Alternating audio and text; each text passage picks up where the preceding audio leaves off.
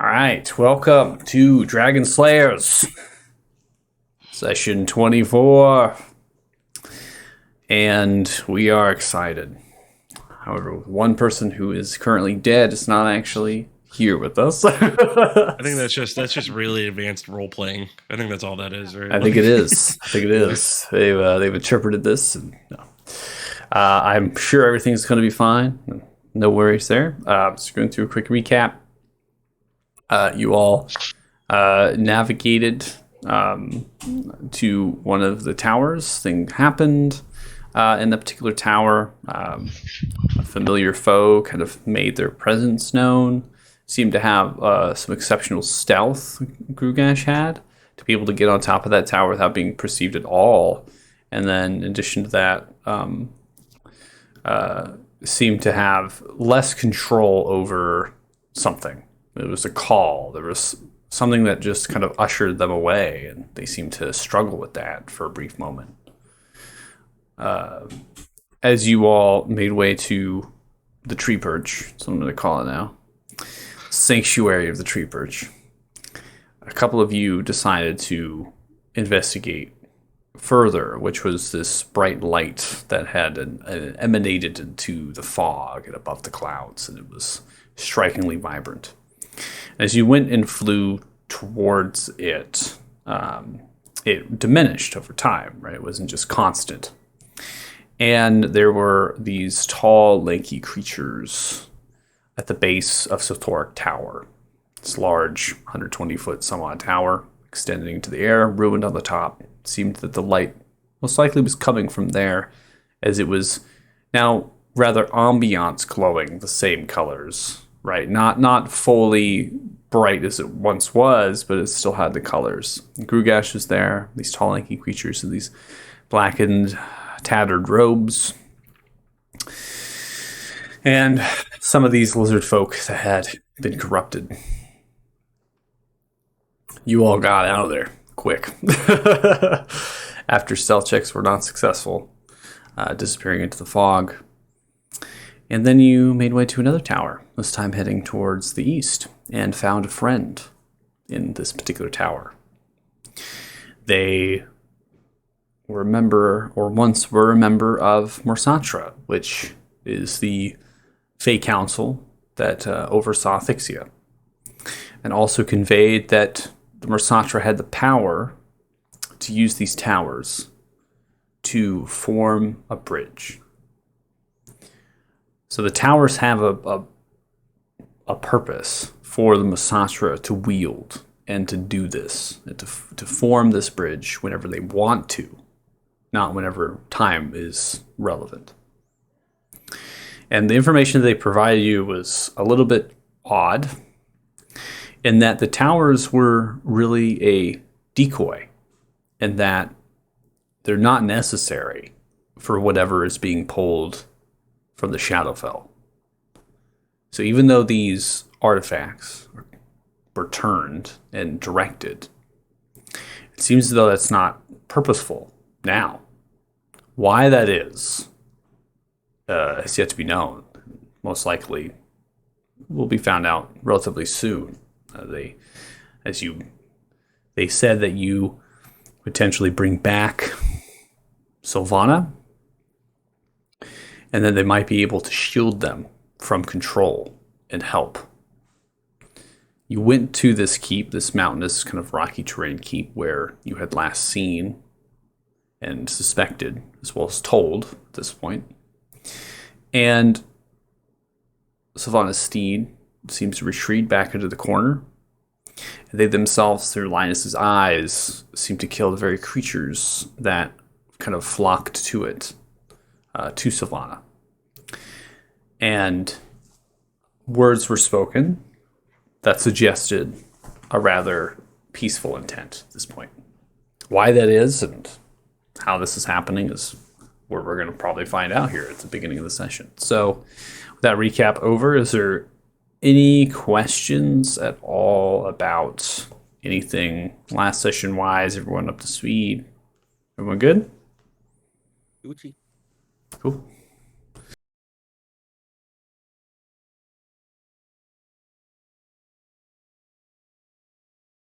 actually, one question. So what exactly is the state that Tenzin is in right now? Did Kyler actually kill him?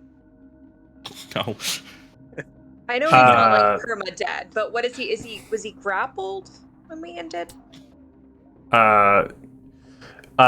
So again, we're going back into it. So the grapple kind of happened after the fact, and I think that Kyler was joking with that particular role of killing them. But so right now, and I think for those watching the stream, my mic might have been muted, so apologies for the stream there. But you did get the recap. Let's move on. So as far as what happened last session to Tenzin was there was a force of energy that had kind of went through them, and as it kind of shuddered into them, their life force was drained. That there's this corruption and tendrils sprouting at the actual flesh, and as they died, as they landed upon the ground, it began to take hold of some presence, of some force, and they were turned into an undead, and they rose. Upon arising, they just began to kind of numb at Kyler, and then there was a grapple, kind of a prone kind of thing that happened towards the end of the session there. And now it remains to be seen about what to be done. So currently Tenzin is still, kind of growling, making different noises and things, and shaking hands and moving kind of a little bit there. But is for sure dead. I mean, you're able to see the basically whites of the eyes. There's no noise really coming besides moaning, and there's no intellectual speech that's happening. They still look like Tenzin in many different regards. They're still wearing this kind of same armor and things. If they had that on, I don't think it's unarmored, so probably just clothes. But yeah, that's where Tenzin's at. Okay, well, while he's gnawing on Kyler, Faraz just gonna go up behind him, just kind of put a hand like a few inches from his back, as this kind of like green glow starts coming off of it. He kind of says, Tenzin, Marina wouldn't be too happy if you went down like that. And casts Revivify, and as she finishes casting the spell, kind of leans in towards his ear and it's like, I wouldn't be too happy about my investment.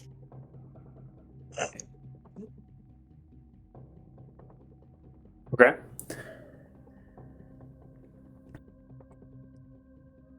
So you're going down to Tenzin and using Revivify? Yep. Okay.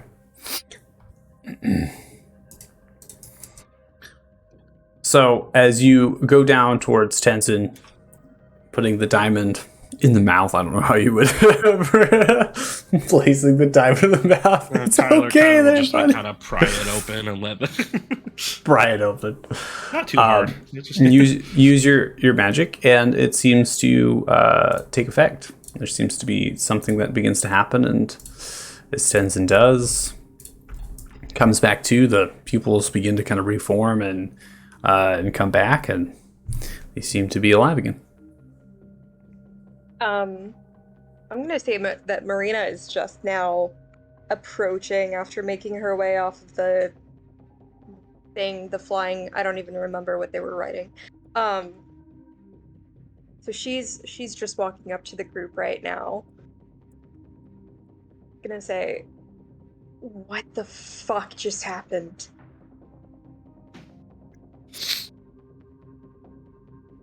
What do you mean? Oh, Tenzin just looks a little hungry here. Here, Tenzin, have some berries.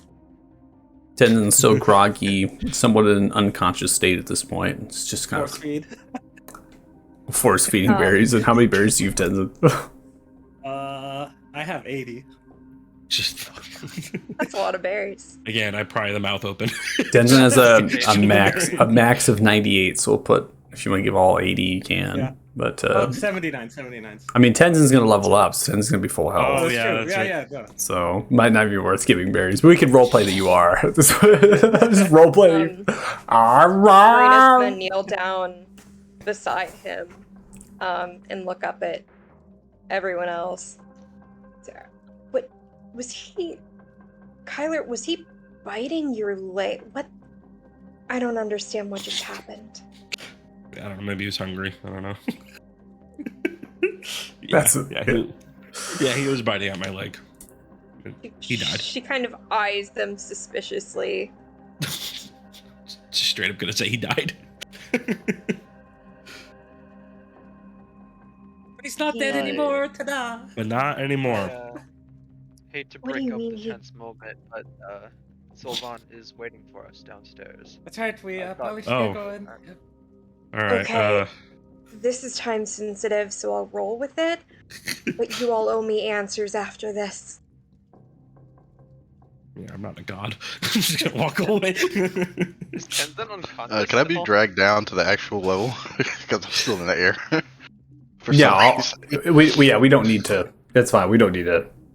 I'm going to be putting you all onto a different level here. So, Yeah. and then for the sake of it, Tenzin is going to be kind of like mobile. So Tenzin's like moving, but we're just going to put Tenzin into a zombified state at this point. Just kind of no Not pun any intended. different He's from just last session. No, I didn't listen. Don't see the difference. But Tenzin is alive. Everything's fine, and it's going to be coming with everyone here. So, Although he can't use his dick now. That's the side effect. yeah. It's Oh just, no! But at least he's alive. What am I forgetting here? Oh, okay. The bakery He's lives gonna on. like put his arm over her shoulder and help him like walk down the stairs. And... Holy crap! This place is big. Da, da, da, da. I should let you guys know that I am currently on mobile hotspot, so Poggers. I may lag out, may not. Who knows?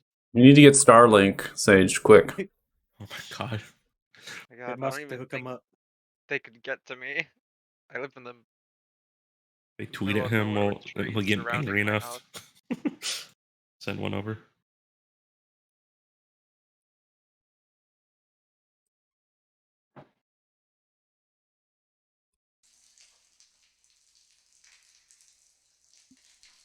Okay, so as you come down, I'm going to go ahead and unpause it, giving a brief description. So the ceiling height here kind of drops down, and you're almost going in, you're under the actual structure that you have been in. And so the structure, you're hearing like water flow and different things sort of coming down from cracks and other things, not necessarily coming from the surface, but it's almost a sense that now you're in the earth and there could be leaching of soil from above, and things has its own ecosystem in here almost.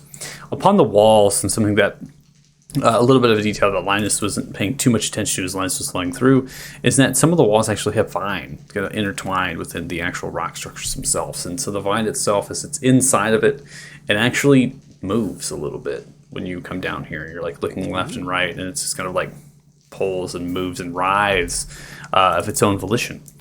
And as you come down the staircase, the descent is not much. You can gauge it probably around like 10 to 12 feet or so. And then the ceiling height is roughly about 8 feet as you come into the tunnel. It's kind of a rounded, somewhat tunnel, and then kind of pierces through some rock. And everything seems to be rough chiseled. The edges themselves are not smooth. They're rough, they're grainy. And it's the same material, which is this darker gray granite.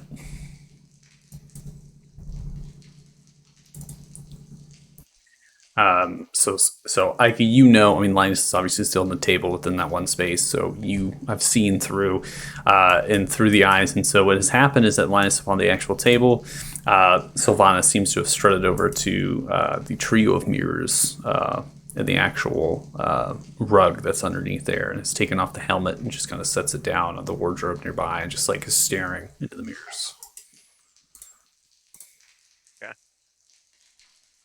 I'm not going first. Yeah, I got this door.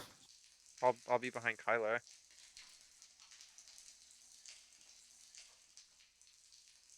I don't know, what if she throws a disintegrate at the first person in there?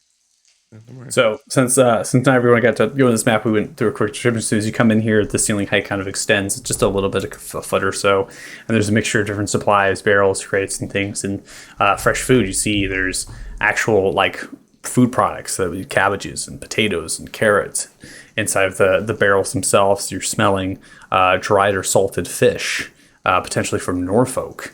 You're also getting in the crate there. There's sacks of flour that are labeled and kind of thrown into the crates and hammered down. There's really odd, in a way, from what you've Smells just been great through. in here. Staircase descends even further. This God. time it's a kind of a gradual drop, and as you begin to descend further, kind of drops down about, I would say 8 to 9 feet or so. The ceiling height goes down to 8 feet, and then you begin to round around. So Kyler, as you now get around the bend, it seems to be working through corridor tunnel work, right? And you come into an open chamber here. The ceiling height just extends up to 9 feet or so, and throughout the room, it almost resembles that of a bedchamber. Large open bedchamber with a pool of this dark acidic water that's sitting at the center, and at the water level it's just kind of a half a foot from the actual the level of the flooring that's in here. There's vines that are extending out of it, and the vines themselves are kind of writhing and moving as they do. The table there in the corner, that's where Linus is. There's actually like pitchers of like a tea or something, like actual liquid. That seems like you would drink it yourself. That couple chests within the bottom left corner. There's another table at the top right, actually has playing cards upon it, wardrobe. There's books upon some stands here, some actual living plants currently upon it. And there's also a few jars and knickknacks and potions that are put upon there as well. See, Sylvanas just kind of stretched and looking into the mirror. Doesn't say a word as you walk in.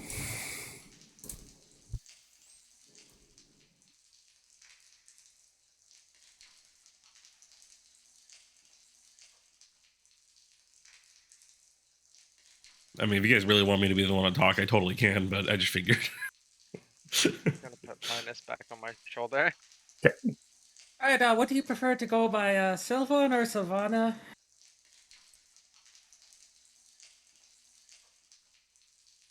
Taking the helmet off, you're able to see the beauty of this creature. This ever-flowing kind of auburn, slightly orangish hair as it's long and extends down to the mid-back almost, as now it's kind of let loose.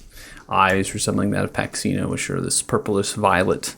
And then you have the fair face and striking sharp features, but then the black kind of lesions are upon the face and writhing and moving around. Turns slightly towards you, just kind of rotates. My name is Sylvana. Unexpected? So is all that other stuff with the dragon just an act or something? An act? No.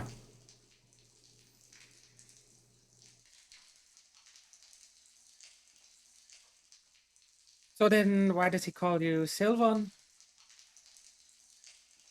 That is the name that I was told to use to disguise. Just slight. So my true name must still be inherited, as the power is provided to me by Orsevis. No offense, but it's not a very good disguise. It is not meant to be. It is just meant to change the name slight. For the true name must still be inherited for the shadow magic to be flowing through my veins. What do you think of this shadow magic? Are you a fan?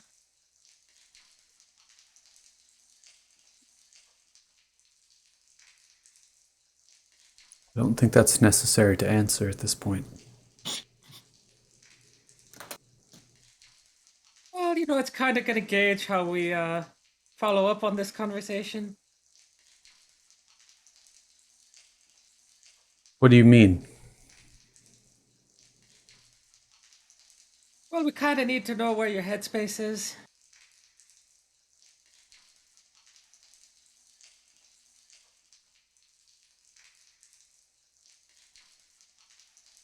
No, are you down with like the whole Orsevis shadow thing? Or are you down with, actually cleaning up the land? There is no being down. That isn't how this works.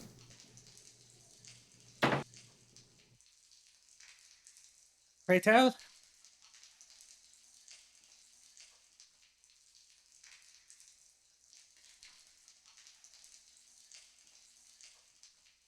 When the congruence to the Shadowfell opened, I was at the base of the Satoric Tower in the Citadel.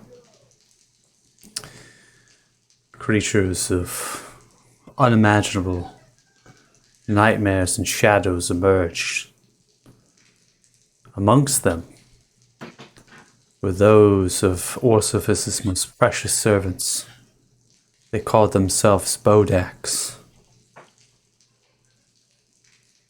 They were lifeless creatures, only bred for the sole purpose of capturing and returning another soul to the Black Citadel.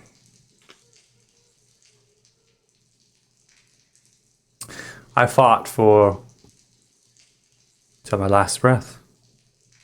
And then I thought I was dead. But I was not. I wish I did die.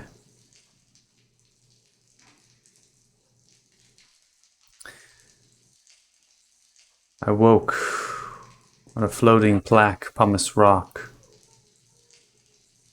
in the Fortress of Torment.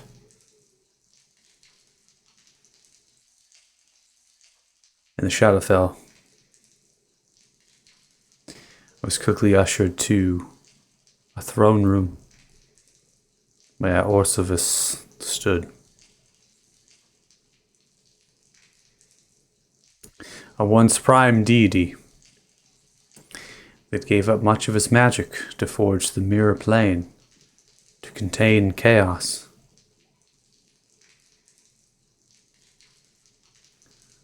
Orsifice used vivid illusions and imagery of my parents' demise within the Autumn Veil to manipulate me into subjugation for years upon years. Turn me into what you see here. Half of what I was, and half of what Orsifice wants me to be. What Orsifice needed me to be.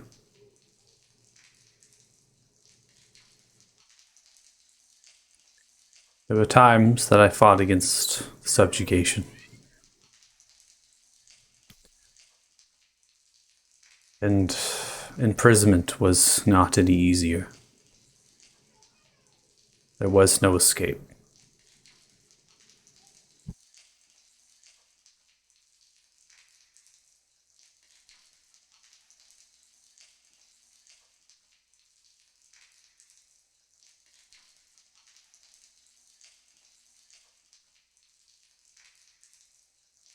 So, scale of 1 to 10, how much free will do you have?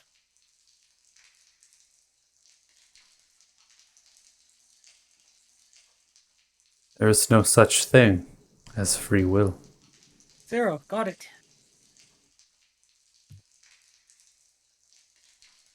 Orsifice commands do not emanate from the plane. Orsifice does not have that strength. Instead, they arise from Grugash.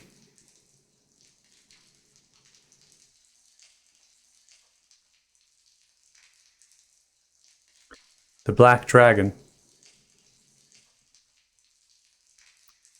was born and raised by Orsifice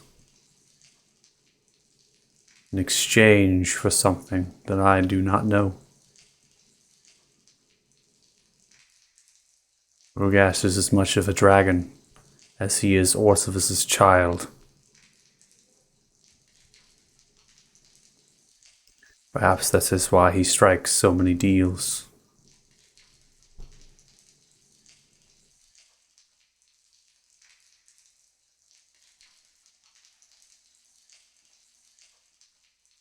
Eyes gonna go wide for a second. My time is at an end. The information has been provided. Perhaps this is my final way of reconciling my actions for any past deeds. Walks Oh, why don't you across, aimed for the sconce, grabs the sconce and pulls it down. Doing so, the stone begins to kind of move and shake as kind of begins to be pulled back into the rock itself to the right side. As it does that, you see turns around towards you.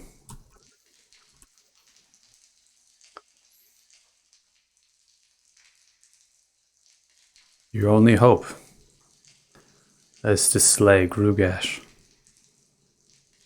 This will take you where you need to go. The vines from the pool begin to unfurl themselves. As they do, they grab on to Sylvana. And they begin to pull her down and rile and pull her into the pool of water as they do. Dispel getting magic as soon as they move towards her. Sucked and pulled as you throw Dispel Magic. You throw it upon one of the tendrils, and that stops for a second. But the rest continue. More and more come from the pool, emanating outwards, as you see Sylvana is roped completely around the neck and bindings being pulled into the water. You are now in his lair. Where the vines are coming from? Does the water look like muddy? It is black water. It seems to be slightly acidic. The vines are writhing and moving of their own volition and control. There are also vines in the walls. The magic that you have dispelled is only one of these vines. More are forming and being pulled out. The vine that you dispelled reforms and becomes reinvigorated. This magic seems to be inherited with what has been described as Grugash's lair. And as it's pulling outwards, it seems from your insight that whatever Sylvana did was enough to trigger this effect. And you're not sure if Sylvana is being dragged where into the depths of this water. But as Sylvana is... Go for it. Yeah, if you want to try one more thing. I'll I'd try like to control something water. well. Okay. Try just geyser it up. Okay. So as you geyser it up, kind of form the water outwards and kind of pool, you see that the vines are just kind of pulling and enthralling within the geyser of water as it extends upwards. More vines pull themselves out of the ceiling and form into the water, grabbing and pulling. And as you do, you see multiple different shadows begin to pop and burst out as Sylvana is absorbed, as being pulled apart. And you hear Sylvana's screams out in the geyser Hi of guys, water. got anything? Uh, No. um. Oh, can I try something? Would that be okay? I mean, what are you going to try? I was gonna like want to summon Ishtar because I had to put her away for a moment, and see if I can't like use restraining threads to like pull her away from the vines, do a contested grapple or something.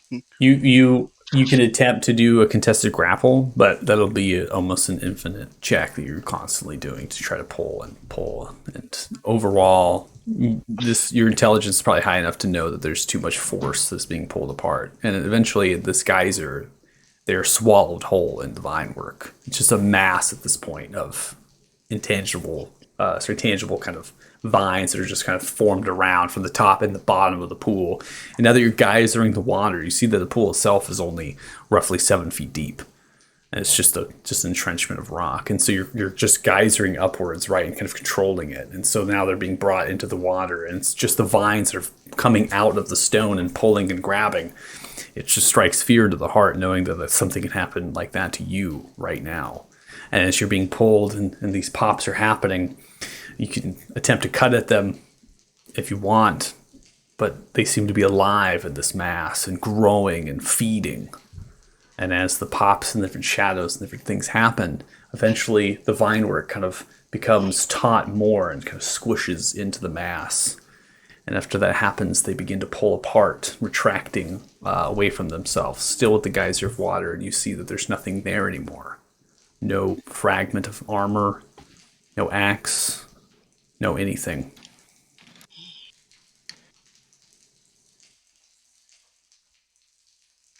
Cool. What's in this chest? Dude, I know Tyler, when I'm just watch. outplayed. No, I know when I'm outplayed. So stay in my lane, you know? Okay. Again, it definitely seemed that Sylvana knew this was going to happen. By giving you this information, they had sealed their fate. Question.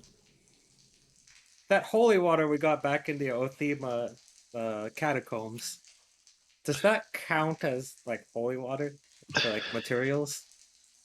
Yeah. Holy water?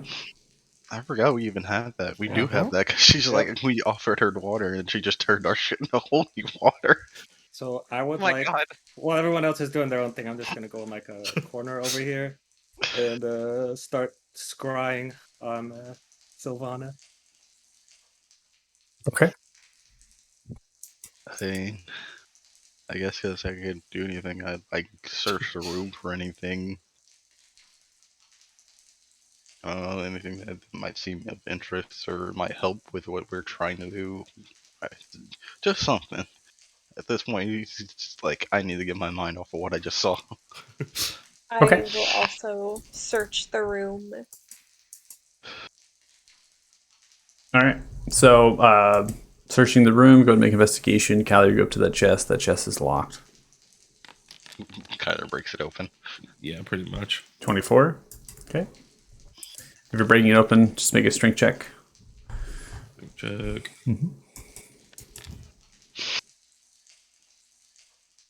15. So, breaking apart that chest, as you open it, inside you find a stuffed teddy bear. Seems to be out of kind of a wool kind of cloth that's interwoven. There's some Sylvan language that's kind of stitched on it, and it says, "To my dearest daughter, forever I love you." And on the side, you find a comb. You find some actual like dresses, different colors. These are personal possessions potentially of Solana. And Why I have will we just found so many combs in this campaign? because grooming's important. Comb your hair, bro. Yeah. Everyone should have a comb. So everywhere you go, you're gonna find one. I've got 2 different combs, 3 different beard brushes. Like, come on, keep up. I leave it all there. So investigations 24/20 as you're making your way around the room, you're noticing that the potions themselves on the actual thing here could be interesting to you. You might need to have an Arcana check to figure out like what exactly a couple of those potions are. In the actual shelving of those books, they actually say they're all written in Sylvan, and they are books with different colorations to that of Thixia. So I can give you that information right off the bat. They definitely look like they're from Thixia, and that they've been saved, and they're older. Many of them have been decayed at this point, especially from the moisture within the environment here. They're kind of falling apart as you're like kind of picking them up and skimming through them, just to get an idea of quality wise. There isn't any other chest besides one, particularly underneath, kind of towards the end of the bed.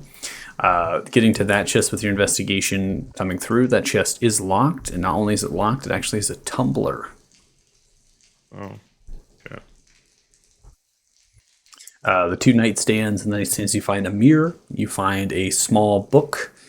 This book seems to be written in Sylvan as well.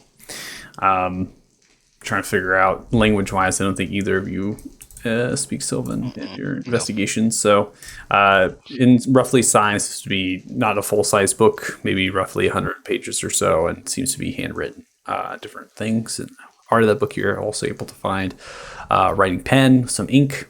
In the other nightstand, you actually find a couple different personal possessions. Different like leather purses filled with a few coins. In total, you find roughly 37 gold pieces amongst the actual purses. And you also find like a chess set in the actual nightstand.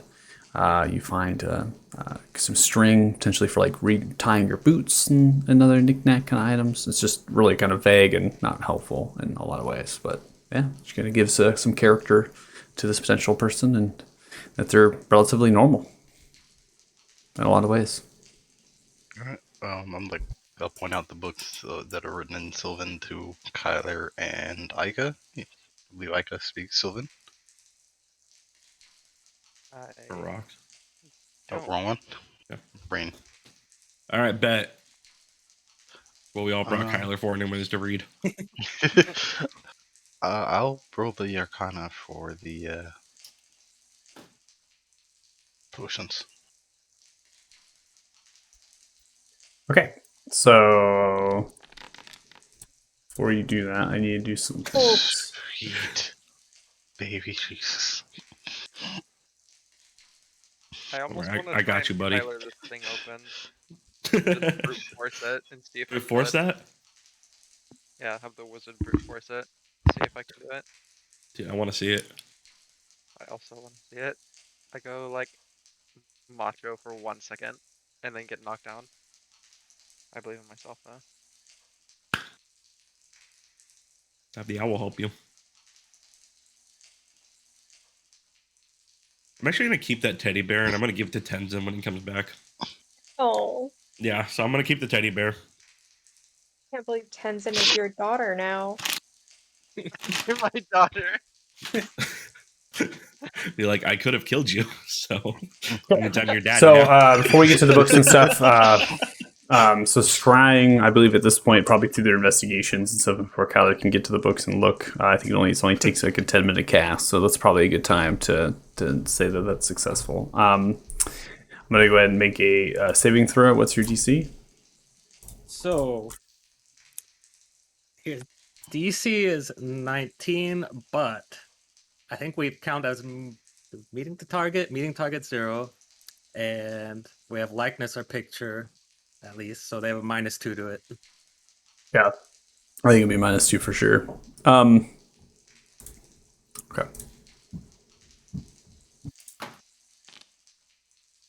Okay.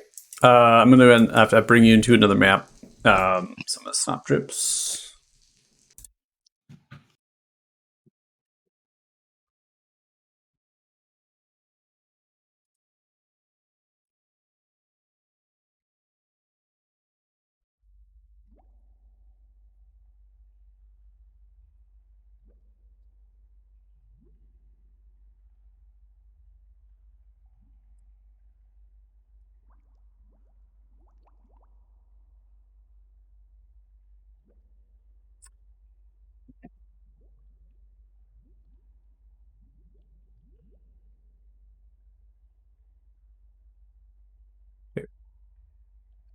So, as you are scrying this particular individual, you see them currently in front of you, slightly enthralled within the vine work on top of a kind of a protrusion of rock that extends. Surrounding this entire area is pools of acid as they bubble and shimmer and shake with different colorations of lighting.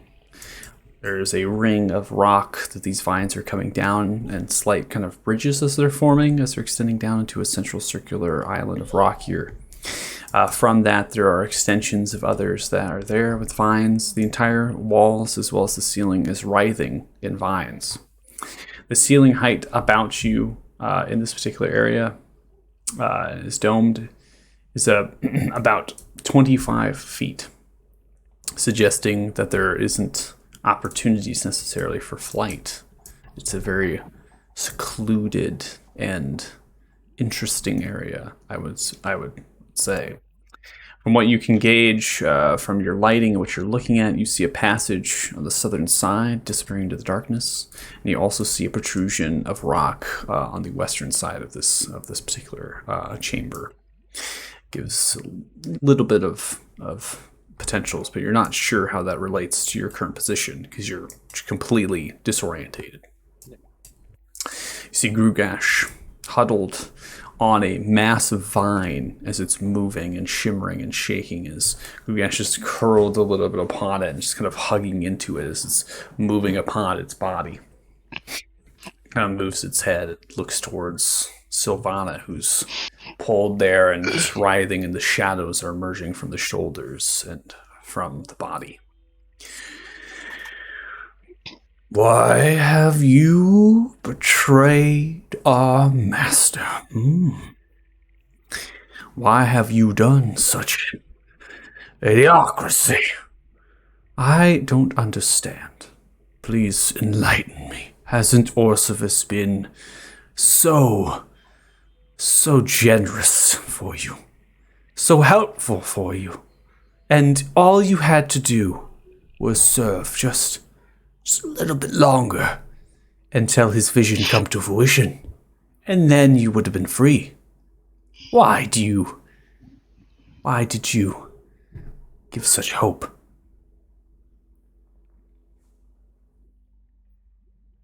No words come from Sylvana. Seems to remain silent. Say nothing. Silence. That's how you treat. After all these hundreds of years, you give me silence. For some rambunctious idiots. That's fair. Don't pity me, a fool. I know you gave them that information. And sure enough, it'll be soon before my closes the eyes and stretches the head left and right. Before my friends find them. Looks down towards Sylvana. My vines stretch far. I was good towards you for any sort of disloyalty. And your sacrifice. Nothing will come of it. As he stretches his mouth open, this large, massive acid breath explodes into Sylvana. He continues to extend it into Sylvana. Sylvana seems to be bubbling and pulled apart, different masses. As Sylvana does not scream to this effect. Sylvana kind of holds to and remains strong to her very last breath. Sylvana is perished and is dead. With that, your scrying subsides as the willing creature, or not willing creature in this sense, but your success begins to end, so you are brought back.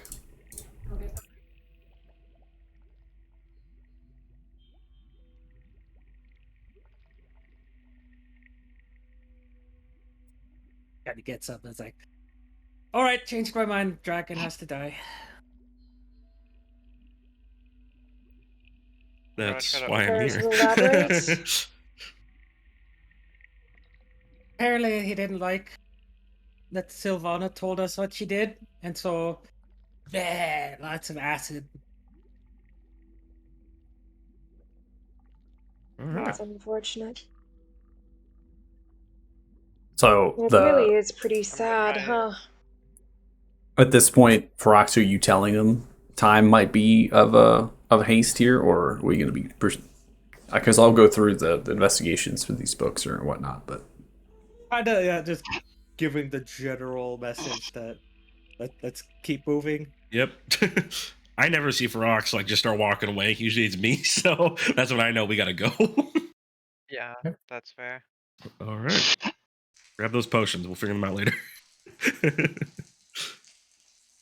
I guess I have no idea what they are because Yeah. I fucking failed on that check. But yeah, I'll grab them shits. Just grab the potions. Throw 'em into the, okay. So you grab the potions. Just want to clarify. Okay, cool. yeah, throw them in the bag and holding for now. A day from retirement. Dude, mid-fight, I'd be like, I need a potion. Just drink a random one. Like, death. Oh, okay, cool. What kind of death? Instant. Painful, fiery death. Since All right. I think we're gonna get in combat, I'm pulling out Ishtar and having her following What mine. the balls? Wait, did she say we're in his lair now? So as you go Sure down, did. the sconce is pulled. They're progressing forward. There seems to be consecutive grooves in the western wall, revealing 6-foot stone statues. On the other sides of them are vine and root-covered entrances into 5-foot stone alcoves. Inside are small wooden and metallic locked chests.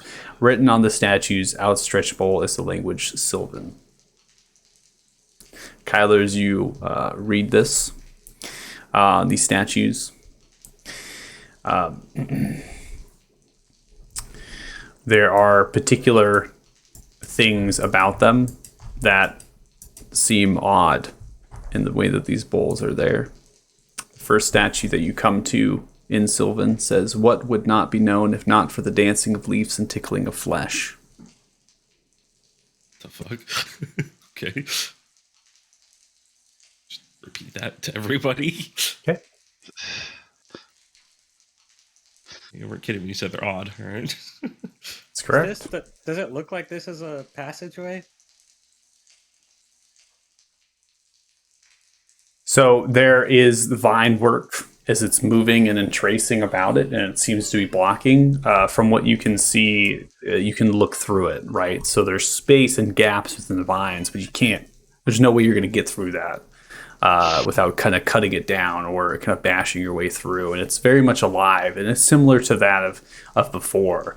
There is magic inherited to this place, to this layer, I should say, and a lot of it is predetermined in a way, which is given to you information for rocks, knowing that it takes time to be able to pass through. It's not instantaneous, it seems, to be able to react. So what's happening here on these vines is that they seem to be protecting whatever it is through that space. You do not have dark vision currently. But from the description, from what the others can see, is inside of this space, inside of this alcove here, there is a chest of wooden and metal at the backside that is locked. That's just like sitting there. It's an alcove, you said? Yeah, like an alcove. So it's like a kind of a dug out area of the rock, and its ceiling kind of begins to drop down, right? So it's like a kind of just like a scooped out area.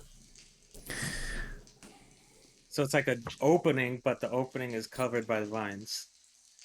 Correct. Yeah. So technically, this is a room, right? It is a room. That's the appropriation, and I would say the alcove description is probably more for the statues and how that works and how they're kind of there. Well, the Ferox has had a bad day so far, so he's gonna try and cut the corner here. And I think Ferox had a bad day. At least she didn't die. we're gonna stone shape like just a passageway, like right through. Okay. So instead of I'll just drag you through real quick. Shaping stone coming on the other side. Well, I think everybody could come through. It's just it shapes it, so it molds it.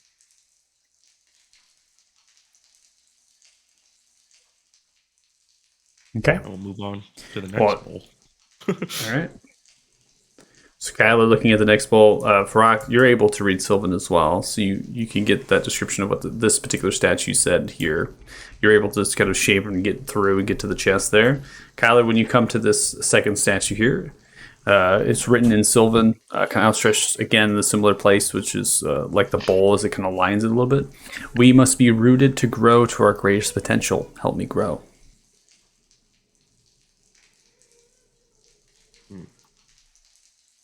Wait, Marina, over here. There's a chest. You want to check it out? Yeah, can do. I'll try to open the chest. Okay. Go ahead and make thieves' tools, please.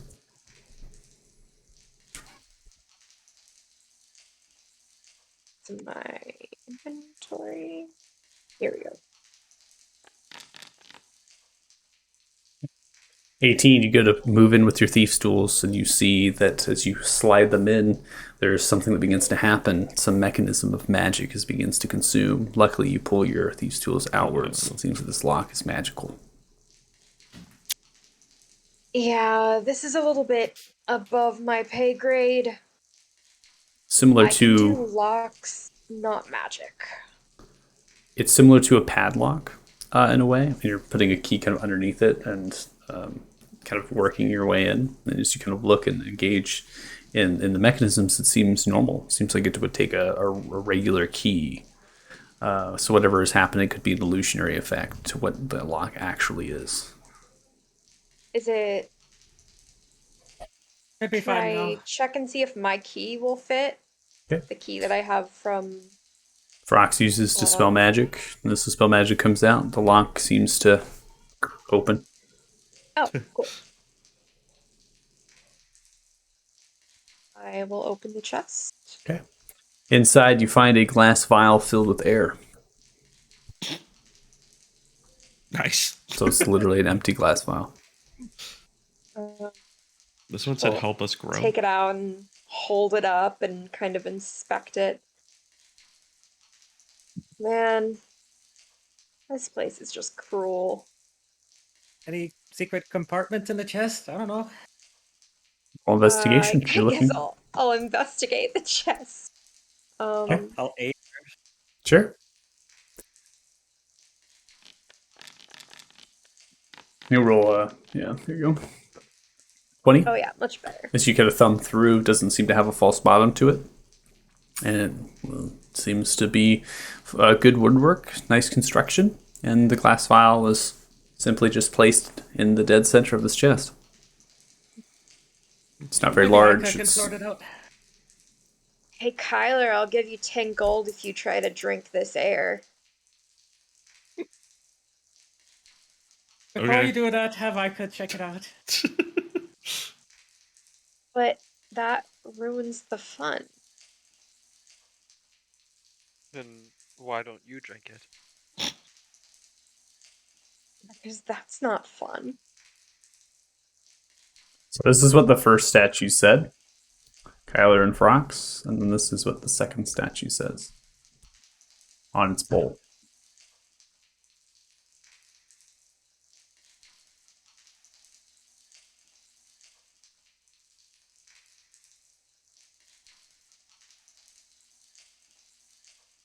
Then I'll bring you back, Frox.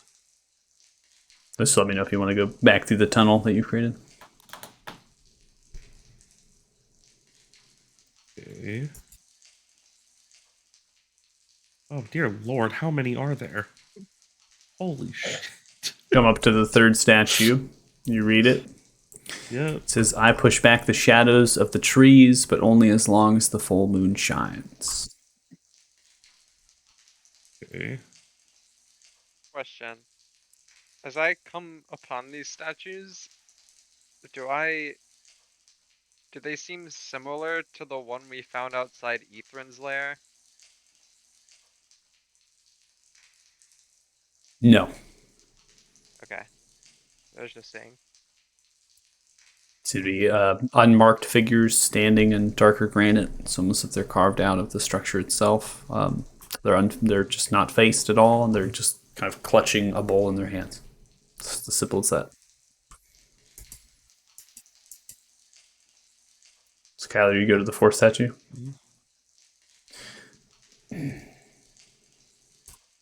It reads, I lived a past life as something tall and great. Now I am dead and protect my former self.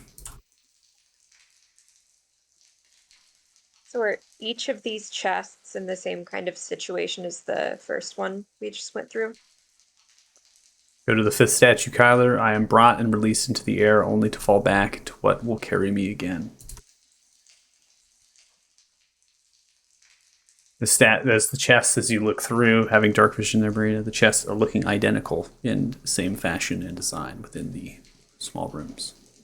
Okay, if I can Kyler, get so you- in, I'll try to open all the chests. Okay. Well, the vine work is traced in front of you, blocking your path. Marina, you're only accessing that particular room simply because Ferox tunneled into it through the hard bedrock. Kyler, the corridor disappears into the darkness. It just continues it keeps in that going, direction okay. and I was just wondering. It was like, does it goes. just stop? No, it doesn't stop. It Okay. The map just discontinues. It Okay. continues into the darkness. There's nothing to see, right? So there's All right.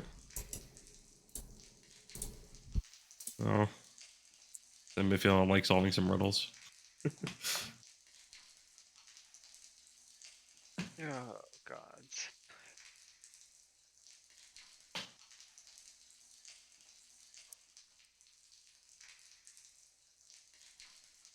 I'm gonna catch up to everyone else. Figure out what's going on. Rox, I don't suppose you have like 4 more stone shapes up your sleeve? Definitely not. I'm gonna just try pouring out some water into this bowl.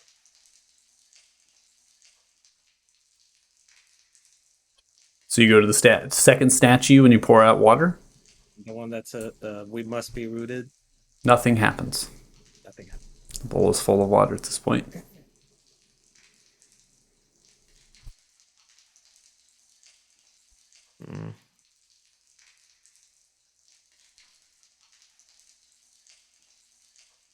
The statues all similar.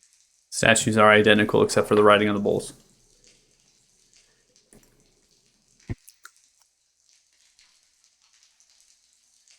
I'm gonna take the vial of air and put like the entire vial in the last bowl, and I am brought and released into the air only to fall back into what will carry me again bowl. So you go to the fifth statue all the way at the end and you put the vial in? Yeah. Nothing happens. Damn.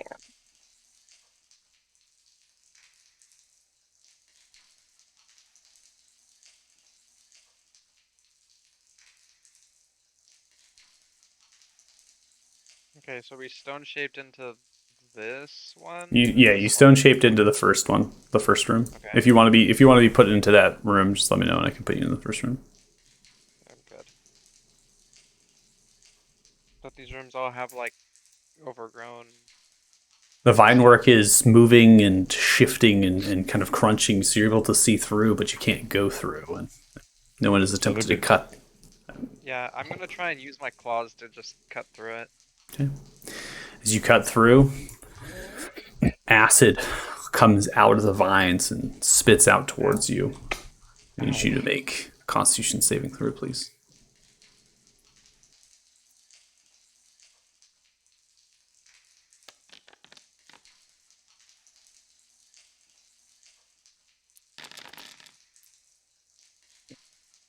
Take 9 points of acid damage as it comes skittering across your flesh and sits upon it as the vine kind of moves and continues to spurt. Eventually it begins to kind of calm down and pulls into itself and begins to regrow, attaching in its same position. He like flicks the acid off of his hand and is like, damn it! Ow! I don't know you're concentrating on, but I'll remove it. I don't think you're concentrating there. I'm gonna go to the first bowl and try blowing on it. Okay, you go up to the first bowl, and you try blowing on it. As you do, the vines begin to retract, and they pull apart into the rocks and the stonework, and they just kind of unfold and furl themselves there.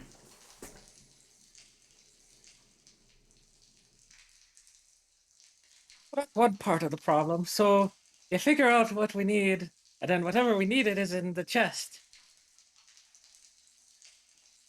Not sure what we need that for.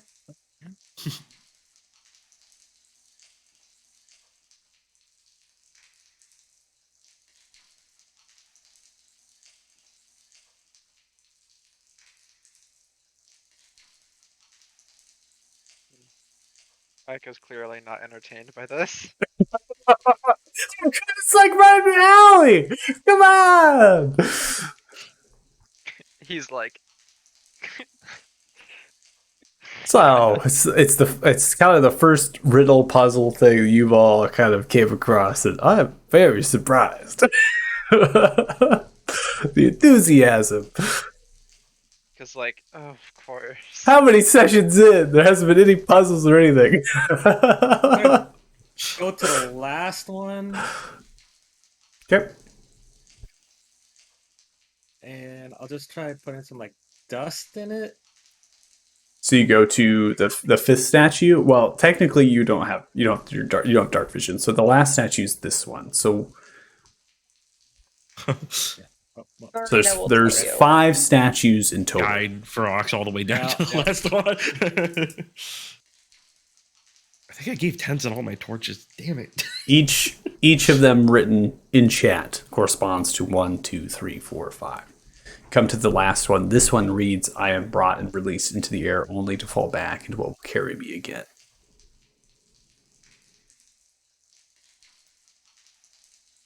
Yeah, just try putting some dust in it. Nothing happens.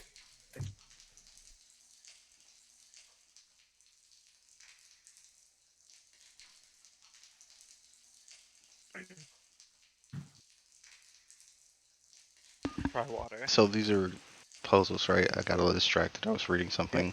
They are riddles. Yes, they're riddles What as would a be puzzle. not known Yep. if not for the dancing of leaves and the tickling of flesh. That has been air was put into a bowl, was blown on. Yeah. That did unfurl the vines. Okay. Any dirt on the ground? Grow. Or is it stone? There's plenty of dirt on the ground. Okay, pick some up and put it in this bowl.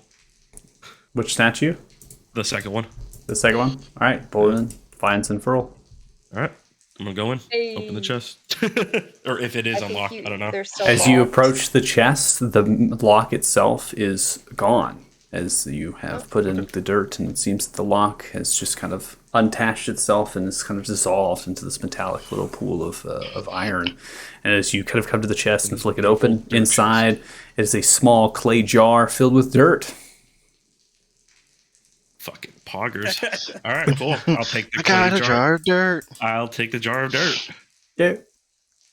It's not very helpful if we've already solved the dirt statue, is it? You don't know. Brox, have you I solved one of the riddles. You didn't. So okay, so one or two. There is 5 of you. So I mean, come on, we got Frox has done one. We got Kyler doing one. Yeah. I push I back think the shadows of the water on trees, this one. but only if the only as long as the full moon shines. have me? And this is like another basin to put something in. It's a statue with a bowl. It says outstretched hands. The writing is around the bowl. Ike, you were saying something? I said, I don't think I have any water on me, but I would like to try okay. water on this one. I'll hand you some water. Yeah. Okay. I'm gonna try it on Nice. this one. The 5th I light statue? it. Yeah. Okay. The 5th statue finds unfurl with the entrance of water within the bowl. Since I have so many, could I try to light a torch on fire since I have it and then put it in the bowl? Okay. You light a torch on fire and you put it within the bowl. Nothing happens. Okay, so it's not fire. Ike, you come up to the chest with the lock that is now dissolved into a pool of iron, and you open the chest. Inside is a small clay bowl of water. Well, this is useful.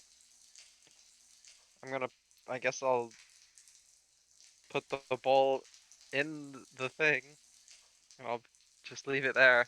So that whoever comes here next knows what it is. Okay. I'm keeping my fucking jar. Push back the shadows of the trees, but only if.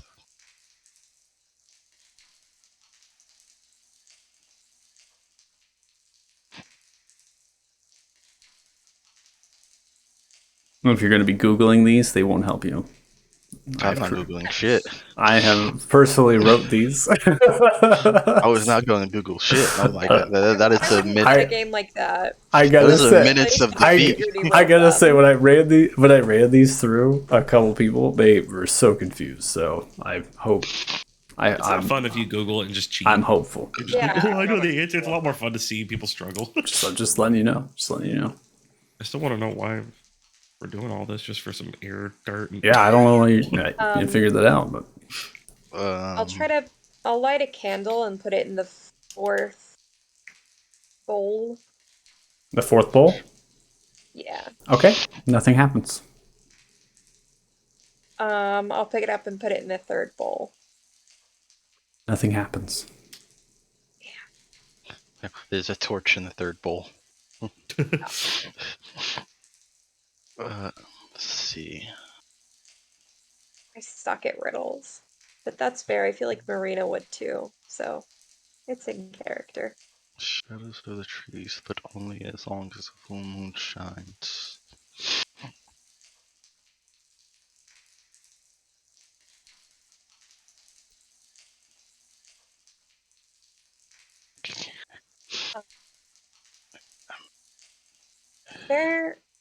Ooh, I have an idea. Could I try to pluck one of the... No, shit. When Ica scratched the vines, it spurted acid at him, didn't it? Correct. Yes. Never mind. Is there anywhere that I could find like a leaf? There were plants within Savannah's room. Oh, can I go back and take a leaf and put it in the 4th bowl? Okay. Nothing happens. Damn. Please make an intelligence check. Uh-oh. 1 sec, sorry. There we go. Okay. No. Is there anything special about my jar of dirt? Does it look No. cool? Just has a kind of a lid upon it with the cloth that's underneath that lid to kind of seal a little bit more shut. The screw top.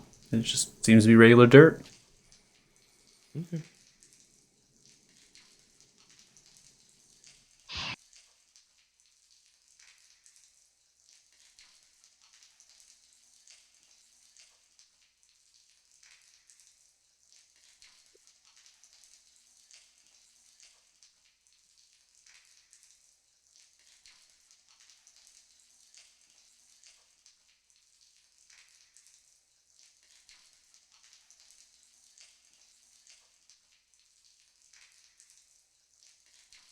I lived the past life as something tall and great.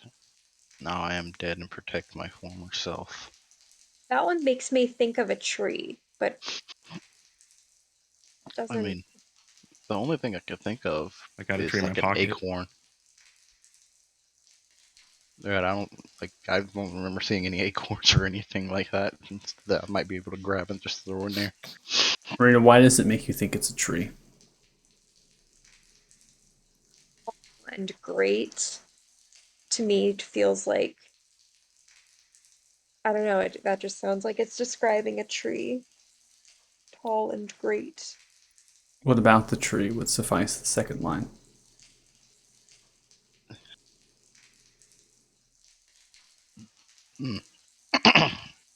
Like soil? Like fertilizer?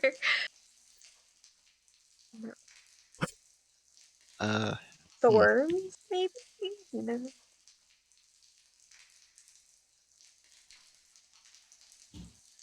I don't know if this will work. I really don't. Can I go back in the room and grab like some wood? Wood? Yeah, just some wood, or whatever, just a small amount. I don't know, something I Break could a just. fucking table. Let's do this. Okay. I'll try putting it in the 4th bowl. Okay. You put wood in the 4th bowl, nothing happens. Okay. Come on, brain. Why'd you think it was wood? Come on, brain. I Think thought so bark, good. maybe. This wood does not have bark on it.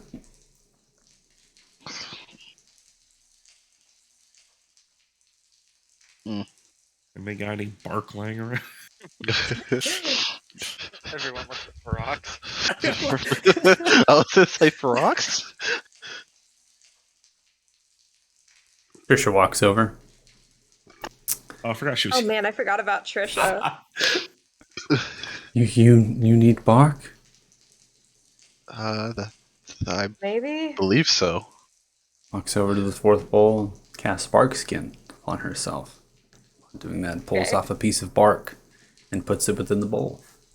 The vines unfurl. I'm Was claiming right. I'm claiming success for that one. I said tree. You both You forget said it. You're both were on it. I had the intelligence check. I was like, I wonder if I, you're on the right path here. It's good.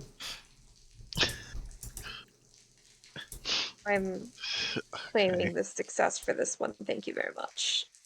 Can I go see what's in that chest? I'm sure it's just like a I wonder of what it's bark. gonna be. Mm-hmm. Inside the chest is a piece of ashen bark that is roughly 8 inches in length. cool. Cool. So it's just the last one. I'll share the bark with you, Maestro, if you want to. Oh no, it's These wholly are your your guys' success. Hey, you guys got to figure these bowls out. This was Hey, it I was figured wholly one your out success. already. You claimed the accomplishment, so it's your bark, all yours, of course. See, then you're missing out. Um. Eh, anybody? Anybody have anything that would suffice as perhaps moonlight? Isn't there a spell that's about moonlight?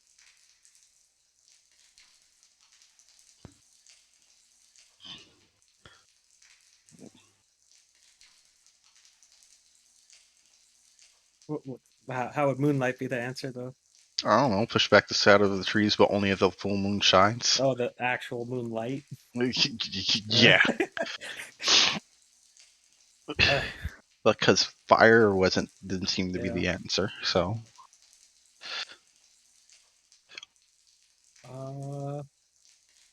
If we really think it's moonlight, I could. I mean, I listen. I'm running down the list. Fire wasn't it, because fire would push back. Because only at night when the moon's out do you use It's a potentially fire. full moon. Yeah. No. Can someone make a werewolf? We put a werewolf into the bowl. Pull out my chopped off werewolf's hand I found a long time ago. That's so random. Where'd you get that? I don't know. I just had it. It's better you don't ask, honestly. It's better you don't ask. Let's look at the themes so far. We have air, water, Mhm. earth, Earth. and bark. bark. What else is in that mix? I mean, Fire, but it's not fire. Oh, it kind of seems like we're things talking about like that a would light provide. source, right? Well, it might be just light in general. To try produce flame. Nothing happens. I put a torch in the bowl already. It didn't work. Try and cast a light spell on it and see if it does anything. Nothing happens. Okay.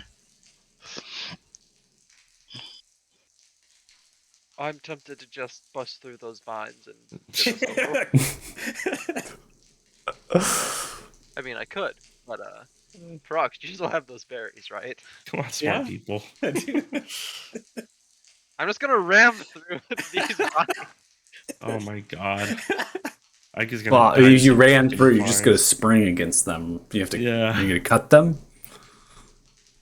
Yeah, gonna like cut them and then like jump in there, and then pull out the whatever's in the chest, and then we're gonna You still have finish to this unlock the riddle. chest. You have to Alright. unlock the chest. That's what I'm. Is it nailed to the ground? Can't I just take the whole chest with You me? could take the whole chest, but how are you gonna get back out? Because the vines will regrow. It's not that far. I could try and run it. They No regrew one else almost will do it. instantly. We are the unstoppable party, except for riddles. Ike, is this what you were going to do? This one, we figured out a decent bit of it. Unless I can make an intelligence check to figure out what the riddle is, yes, that is my current plan. Okay. Prox, did you Oh, say you have a Or moonlight actually, spell? is Yeah. it completely blocked out? Like I can't see past it? You can see past the vines. Would I be able to misty step past it? You can. I will do that. Okay. Actually. Alright, good luck in there. Okay, thanks. I would think it's worth it to try casting moonlight. I don't know if the spell in the way configuration because it's probably gonna be like there's a wall in front of you. So just FYI, but don't bother casting. I'm just gonna shift you in, but make sure to take away the spell slot at some point. Yeah, I'll do that now or else I'm gonna forget. I'm just gonna try and get the thing open by force. Just gotta, if it's locked, I'm just gonna try and pull it open with my bare hands. Okay, I I need could you. just brute force So his you way through grab the onto the riddle. chest and you go So to proud. rip upon it as you do. The lock is struggling, and vines begin to unfurl about the room and reach out to grab on hold of you as they begin to cuff Oh, and throw. I need you to roll a dexterity saving throw, please. Oh shit. Can I just cast Misty Step again and leave? After you roll a dexterity saving throw. I will do that. Poggers. Nice. You misty step out of the space. The vines kind of grabbing in where you were, and they can retract into the walls. I don't think No it cheating, liked Aka. that much. I don't think it liked that. I'm gonna be honest with you. So we just give a vision imagery here. I can literally look through. It's like just like step into it, grab the chest, roared like a lion. It's like, hold the chest, start break into it. Then vines were so they like dodged out of the way of it, and then looked back, and then stepped back through.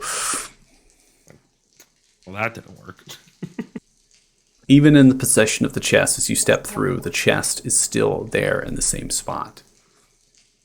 As you even if you're holding it, as you stepped Yeah, I know. with the chest, it did not come with you. Instead, it dropped in that spot that you were at. That's disappointing. I put this dirt in the second one, the one that I got from the jar. Does it do anything? No. Okay.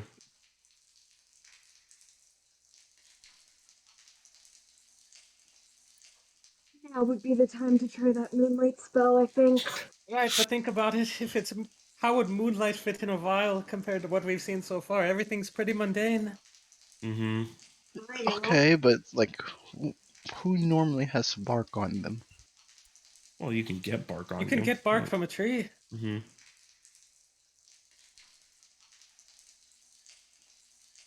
But this is the only idea I have. If you have any better ones, I would love to hear them.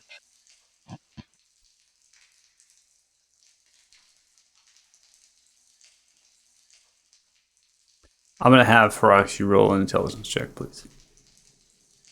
You're fine. Just like, okay, I gotta give it to them. They're too stupid for this. I gotta. No, It's not that. stupid. No, you're making your things in these intelligence checks. It's not necessarily advice or help, but 5 isn't going to help you. Oh my god. Okay. This is rigged. Yeah, I've modified your checks for the Yeah, same Michael's apologies. like specifically for this one. He's like, I'm Specifically for really this whole fucking low. He just wants I to can embarrass rewind us. time so I can think harder. Oh yeah, you want to shift it? Okay. Give me another one then. Scroll shifting it. There we go. He did it. Scroll shifted it. We'll call it. Better hit a fucking nat 20. Better. 16. Oh. Farax, what weapon do you wield? No. I'll take out the moon sickle. Oh my god. You had a moon sickle this whole time. I actually kind of forgot about that. I think the last time I saw that was like session 4. Yeah. Back in Othina. The moonsicle in its description says it glows with a faint moonlight in its actual my description. God. Just an FYI. Well, it's better than using the whole moonlight spell. But Do you put the moonsicle on the bowl? Yeah. The vines unfurl themselves. yay! Oh, Wow! moonlight wasn't the answer, right? I never Oh, saw that. nice This is job. what's in this vial. Maestro, Yeah, let's two for 2 on that one, Maestro. 2 for 2. The help of Marine on one of them. All right, so you go into the chest. As you do, you see the disappearance there. You open inside. You see a small rock that actually glows with a dim light.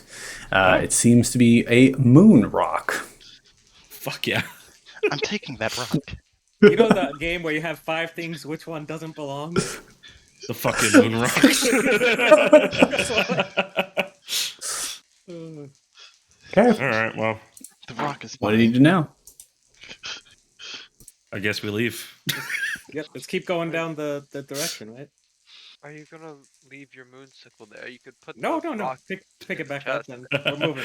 We're moving. We got all the ingredients, and we're moving. I got my jar of dirt. We're rolling out. Okay. I'm not You're bringing leaving? that. I'll Bowl pick of up the water last with thing. You grab the fucking bowl like. It's an open bowl of water. Yeah, I know it's an open bowl. Everywhere. Make Linus carry it or something. Carry the fucking bowl.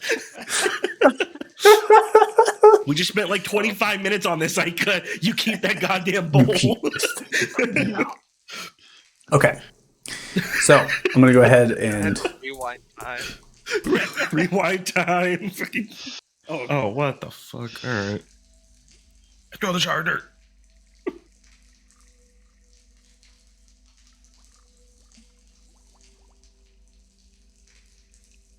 see. There was like a really cool. We're gonna walk into Grugash's lair holding a jar of dirt and an open bowl of water. Dude, Kurgash, don't make me do it.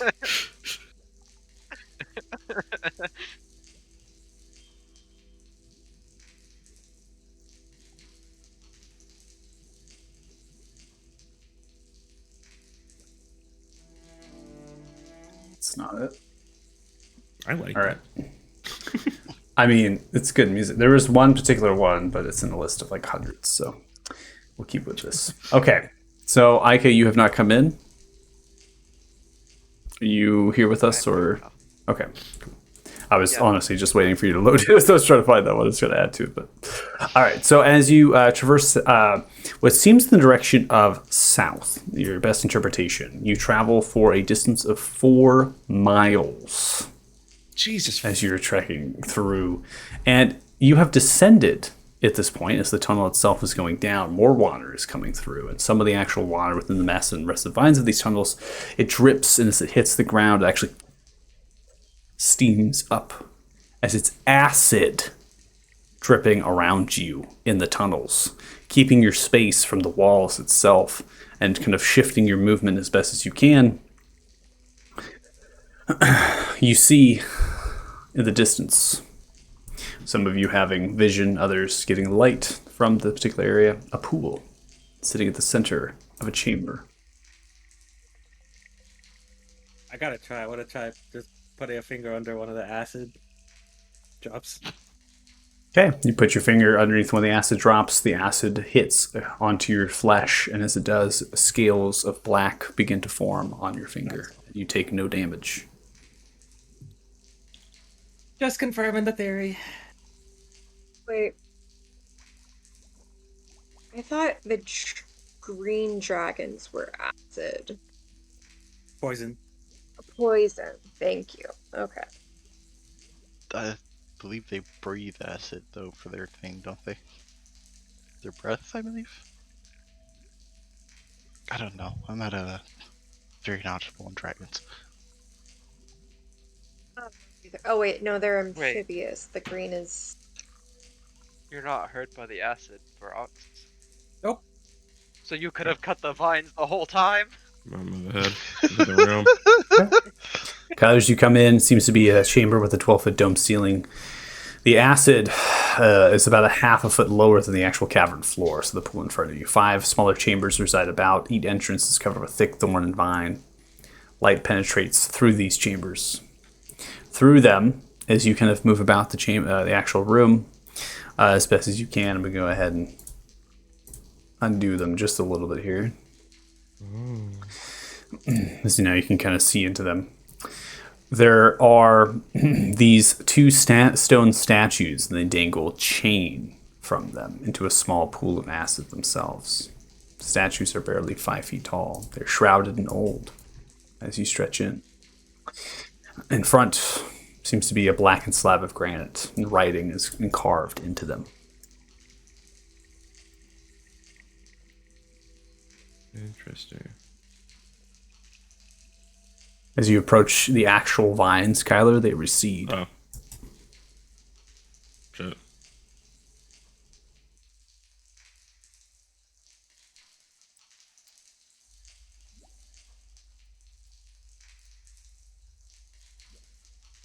Do we split up or go together? We should probably not split up. Split up, bet. Oh my god. Kyler's gone. His hearing's a little messed up right now. Well, I'm with Farak, so I'm technically staying together. Okay. Antex. Stay with. No, you know what? I'll go with Kyler. Me on my own. No, you got a partner. You got your puppet. Yeah. Puppet is not an actual person. Wow, I control what it. did the puppet think of that? Dude, I don't know what you say to it or how you guys talk, but I mean, we just assumed.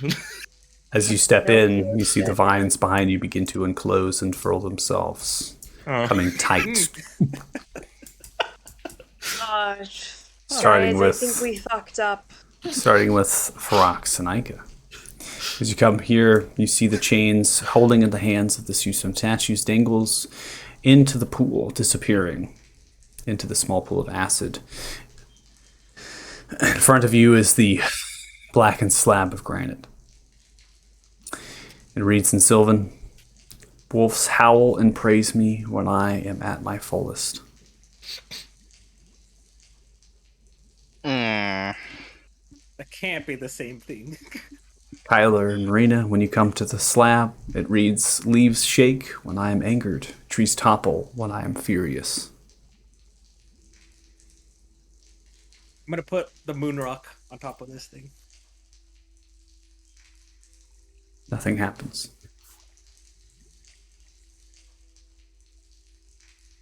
I also want to make sure you all understand who grabbed what and who has in possession of what at this point in time.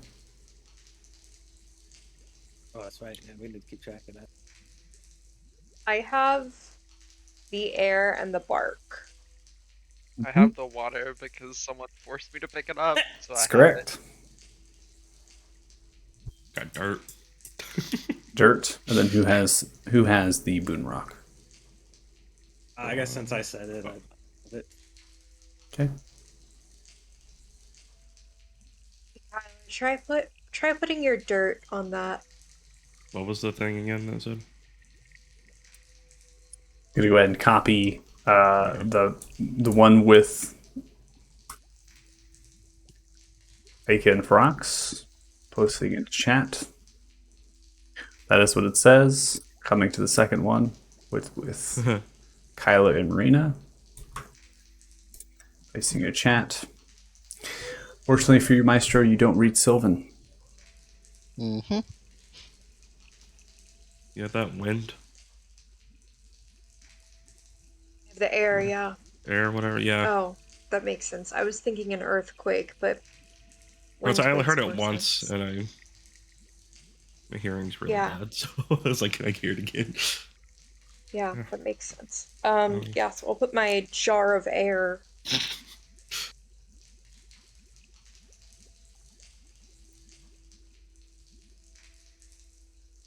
Yeah. Where do you put your jar of air? You said there was a pedestal, right? It's a stone slab. Just a slab of Stone stone. slab. Yeah. Yeah, I'll do that. I'll put it on the stone slab. Nothing happens. I wonder if we have to put them all on at the same time. And if so, fuck.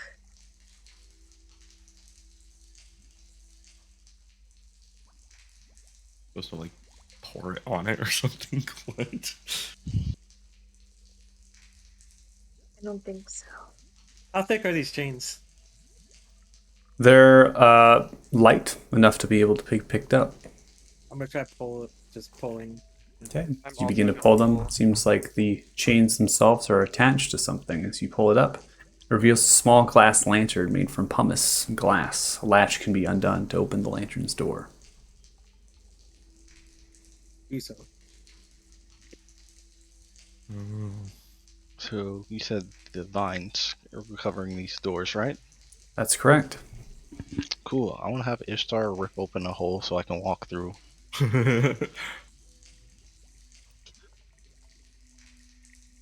Okay. I need Ishtar to make a Constitution saving throw. Okay.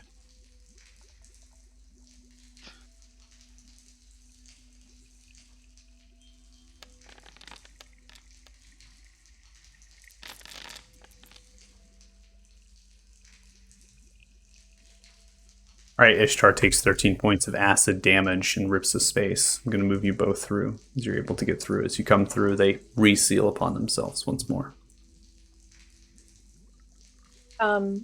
If we were to yell, could we hear each other? Like, I mean, I'm guessing the vines aren't soundproof. Well, until you try. Is that a good idea?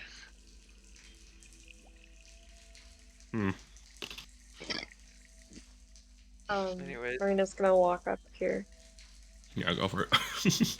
and say, "Hey guys!" She's gonna yell, "Can you hear us?"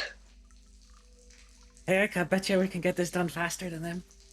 As you yell out, Marina, the chamber that you're currently in begins to vibrate a little bit. Everyone can feel this motion. Kyla and Marina, your particular chamber, the acid begins to bubble and spurt. As it does, the level of it begins to increase around you in that space. Okay. It is now filling with acid as it's growing. It is about a foot below the actual floor. Time is now on the ticker. Okay. Oh fuck! We don't know that, and You don't know that. You just heard the kind of a rubble and then it subsides. All I'm right. sure we could get this done. So I didn't hear we anything. have a stone slab and then a little. Some guys holding chains up. I'm guessing Ferox, you would have We have translated a it. for stone me, 'cause I slab can't and a read little them. pool of acid with the chains. Try pulling the I'll flip chains. open the little lantern door for Ferox. Alright, should we just stand on the side and pull? Yeah, so you, down below there with Marina Keller, you raise up the chains and revealing themselves as a lantern. It's pumice of glass and has a little bit of a latch that could be opened. All right, gonna open it. I'm gonna open the latch and put the glass bottle inside. The air bottle. Okay. So as you do that, you attach the lantern. What do you do with the, kind of close the window with the lantern? What do you do with the lantern?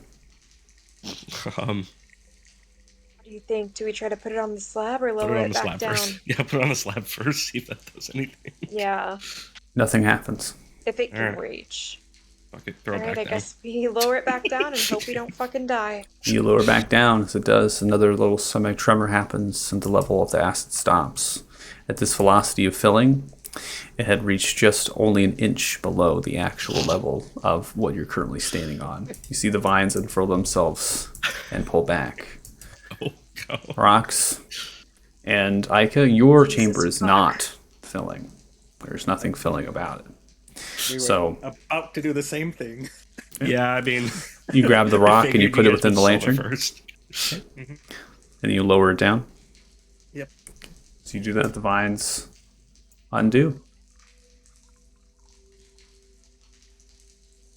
In my mind, I figured you guys did that first. worked out. Just we were gonna die if we didn't do it. Yeah. Yeah, I figured you guys were gonna be the first ones to solve it. Just Yeah, you guys won for sure. We were just about yeah. to die. yeah, Imagine if you guys didn't have the right thing. Oh my god. yeah, that would have been bad. I mean, I would have cut through the vines as much as possible, just try to get through. But still, like, see, splitting up's great. Let's not do that. Yeah. No. What do you mean? Together. What do you mean splitting up is great? I got trapped in a room with something I can't read, and I had to use my that's puppet right. to get out. Forgot. Oops, sorry, Maestro. All right. Try Maestros. Or yeah, wherever. Yeah. So carrying around Just a bowl go. of water, trying not to spill it. Alright, Told you not to get rid of that bowl of water. So you come up to that Oh. one. As you do, approaching that, you see the vines begin to recede and open. But as they do that, the small tremor begins to happen. This particular chamber is now filling with acid. Oh fuck. Have fun. Marina, did you have one? Did I have a Yeah, one of the things. I can't remember. Quickly. Hand them the over. air and bark? Yeah, okay, get in. We're gonna read this one. All right, what's it say? I splinter and Alright. split when the clouds strike with cackle and laughter. Bark. All right, pull it up. I got it. I Yep. got it. And start pulling up. Okay. Put in the bark. As you do, you lower the lantern in. Unfortunately, the vines begin to close. I'm just kidding. The shaking stops a little bit. Starts again, and then the acid stops in its level. All right. Maestro does nothing, just watch it happen. Rita's like, no, not like this. No. You see Ishtar step in front and wave. It's a lot harder to come back from that. So you approach All for right. rocks, it unfurls and opens. Next one. Everyone in. Everyone in. There's no tremor. Doesn't seem like the acid level is rising. All right, what's it say? As you approach this one, it says, "It is only a matter of time that I taste salt when I flow from the highest streams of the mountains." Okay. Put the water in. Roll it up. Good Get thing that you brought it, fucking bowl. My half-filled bowl of water into the thing. Okay. You put it within. So you just close it and you slowly lower it down. Okay. See that the vine door behind you unfurls itself after closing quickly. You made that very fast and really... Okay. One more. All right, I got this one, guys. Don't worry. Hang on. I think Maestro is feeling like a little left out. We should let him do it. You want my jar of dirt? Oh no, it's fine. Okay. All right, I'll go in and I'll do it. I'll read it just to be safe. Just to be safe, but... Protect yourselves in my body, for the winter months are harsh and cold. Okay, yeah. Pull it up. Okay. Put the dirt in, close it up, yeet it back down. Okay, put it in. Fine work unfurls itself and opens. Whoever's outside in the central chamber, the steam and the bubbling happening from the central pool begins to subside. The greenish hue begins to end, and it looks to be visible and drinkable water. Oh, I'm not drinking any of that.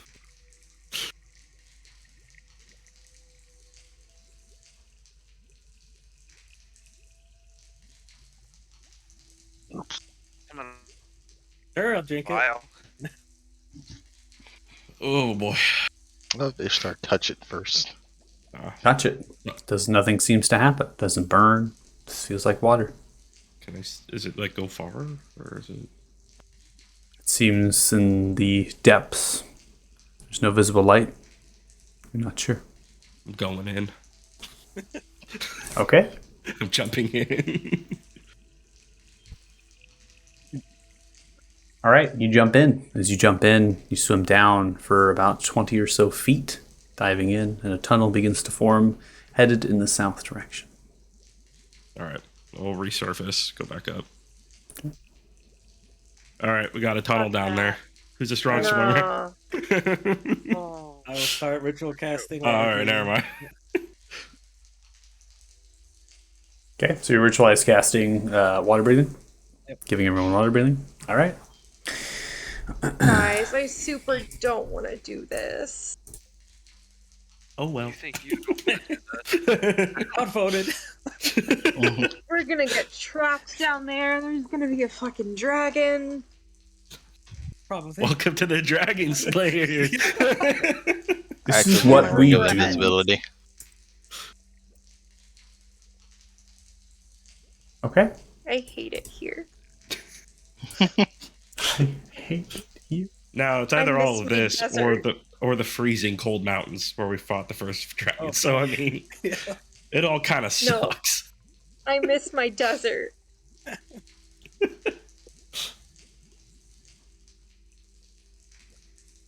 What is it? Huh. Interesting. Yeah, it wants to put on there's two different visibilities that it tries to pull from condition wise. Okay, I just went from the conditions. Yeah, it really doesn't matter. It just puts it on there. It does the same thing. Either Okay. icon. That's fine. All right. So swimming underwater through a small and tight tunnel. You traverse 80 feet. Greenish light can be seen as the tunnel rounds up. The light increases as acid dribbles into the water Ooh. from the dark granite rock that surrounds the tunnel and surface. As you approach the surface, ascending about 10 feet or so, Oh. you notice Fuck. that That'll any be further like up that. 10 feet, it is acid and it will burn you. You are 10 foot below the surface of the water, which matches that rock which surrounds you. So you're negative 10 currently.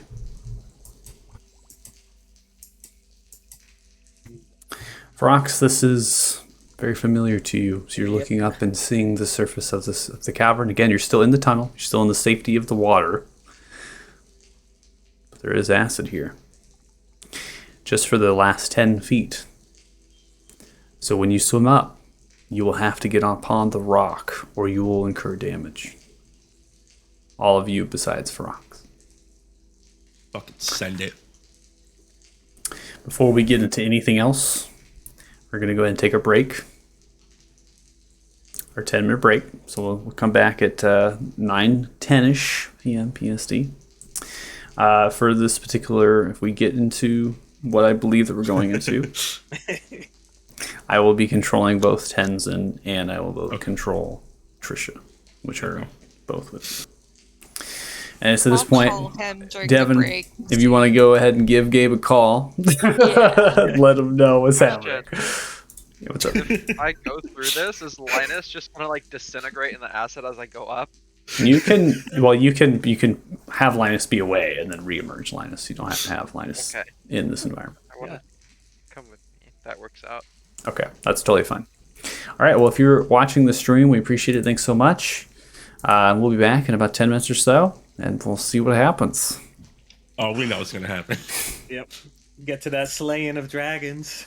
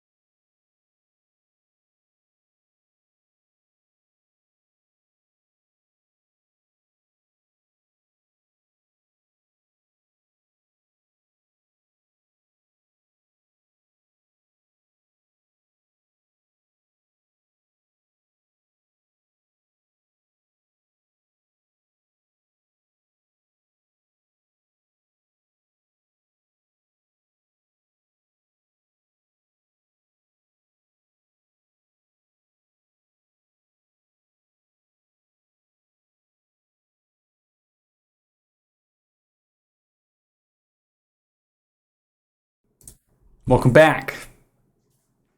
Whoever's watching the stream, second half of the Dragon Slayer session 24 here. They are currently in water, aqueous environment. They're water breathing, no worries. And they are coming into a particular area, which Ferox has some experience with based on scrying. At least just being able to see the ceiling and things. It's very noted that this is what this is. Now, you have a decision at this point. Do we go through the acid and get upon the rock, or do we stay within the water? Right now, you do not have any visibility of the actual chamber itself. Okay, you are still in the water and your vision is blocked. So you only can see the surface as you're stretching. So the surface of the actual chamber itself, which is a writhing mass of vines, 25 feet up in the air. That's all you're seeing at this point. I'm gonna cast. Can I try and cast shape water? I guess to kind of like freeze certain elements of the water to spell out Dragon's Lair. Sure. Or, like point up. Sure.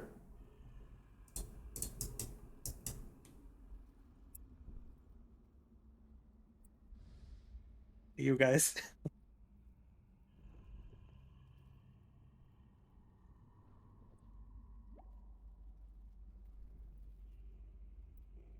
Bit. What should you just phlegm? Just gonna hold out a thumb and be like, up or down. Okay.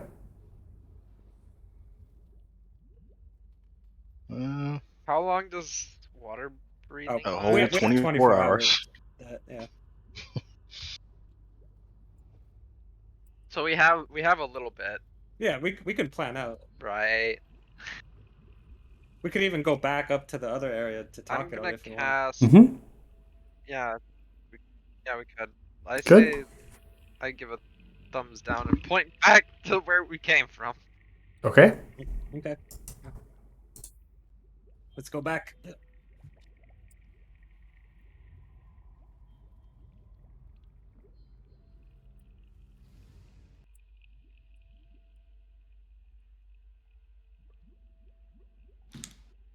Okay. You should all come back as you resurface, and seems as though this still remains as water and looks, normal, and All right. you're all good. Gabe just texted me and said that his internet is still not working. So Okay. we'll see if he manages to get it, but we probably should not expect him tonight. Okay.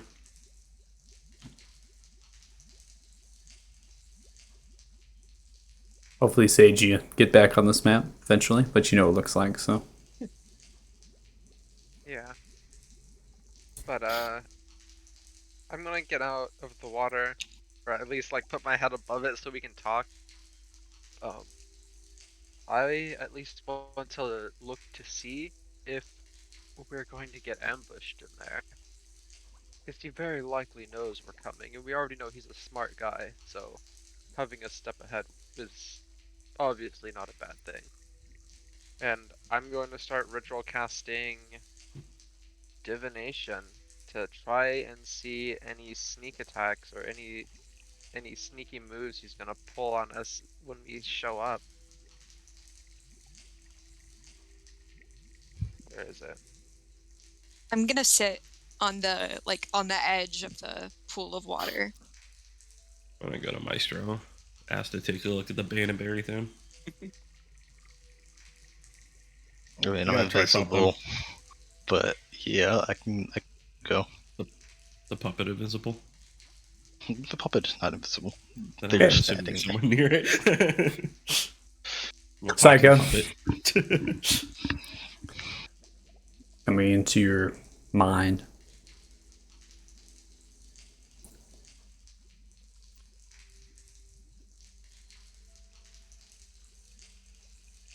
It will not be surprised,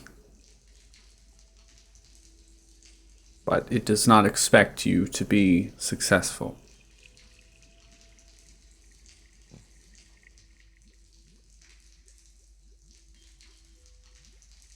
Huh. Is that all I'm getting? That's correct.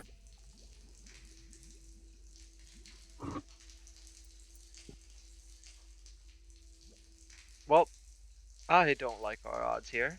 So,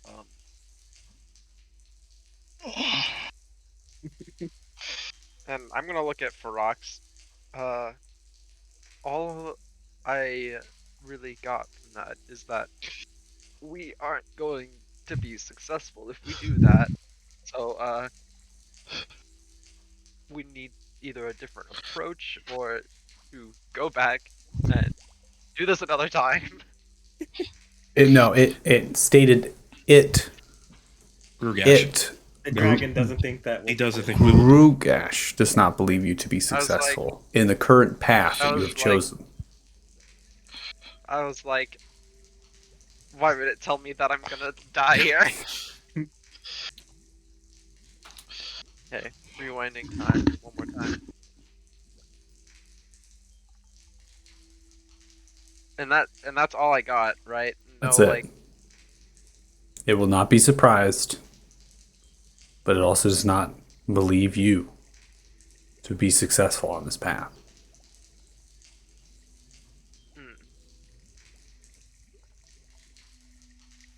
Yeah, I didn't get much. I'm gonna be honest with you there. Obviously he knows we're coming and wants to kill us, so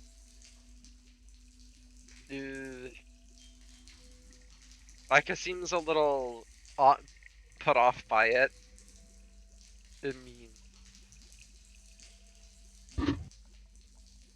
he shrugs and just kind of looks at Ferox like, "Are you ready for this?" Wait, I think we can heard it now. Give me a second. Hey, Cranky, do you think we stand a chance? Nothing comes to you. Silent treatment. Always a good sign. I remember correctly, the Bane of Earthbound needed to be reforged. With like everything on hand that I have now, could I at least say that I can ensure it won't break during this fight if I roll a decent check?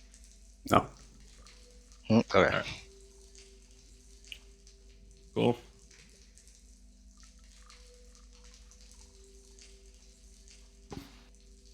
All right, you guys ready? I mean, not really, but you know, I'm never ready, so there's always that. I kind of just follow where you guys go. So if you guys go there, I am going to follow you. And if something happens, then, you know. It's gonna be written on Ica's tombstone. What happens, happens. What happens, happens. I just follow these guys. I mean, now's the time to talk about it. If you're not comfortable with going, if you're not comfortable doing this, really say so. I mean, if this is what your character is uncomfortable doing, I think it's the time. Now is the time. So as far as the danger of acid, does acid count as movable as like water for?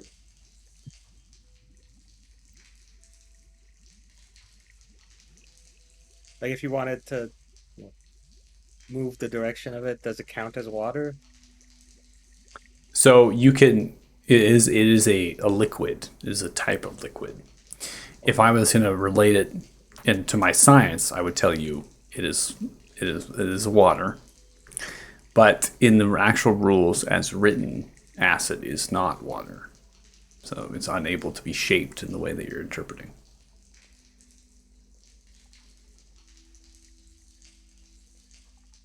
I don't got anything for that unless we want to rest first. Because the other option is I could geyser up all the water underneath it and just push all the acid out. Good. Now, it's not that much acid, and how much it will damage you remains to be seen. But it's only 10 feet, so it's just one go through, technically, so one time going through it. But you guys want to rest up? spellcasters and whatnot. I mean, how are you guys feeling? I would need I'm- a full long rest to get anything back. Well- So Yeah. and in character, he does not want to sleep here. Yeah. Like, I don't will you have let your you house guys spell? know. I got rid of it actually. Oh, what? You I literally unprepared wanted it me. when I I made leveled that up. spell, everything. I was like, oh yeah, I'm yeah. sorry. I didn't think we were gonna need it in this underground place. So Okay. I will let you guys know I'm ready out to of go character. whenever. I only have one redo left, so because I used it on fixing the puzzle back there. How's your spell slots looking? Uh, I have one level 2 spell slot and two level 4 spell slots. So my only spell slots I used were the one to Misty Step in and one to Misty Step out of that room earlier, and then the divination I just did. So I'm okay on spell slots unless you want to take a short rest and I could get a couple back. But other than that, Oh. I'd be down for a short rest. I I could get. so he, sorry, your thing said he doesn't. He's not expecting us, but he's He is not expecting us to us. succeed. Oh, okay. He is expecting us. He expects us to lose. Okay. I mean, it's your guys' call.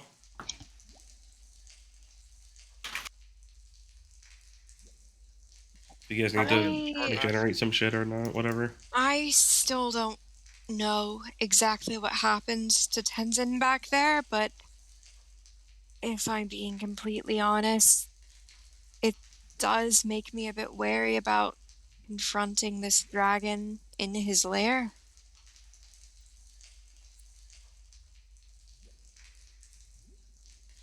Oh my god, Okay, Tenzin appeared. Tenzin's all right. Look. Wow! I'm great. Don't worry about it. There we go.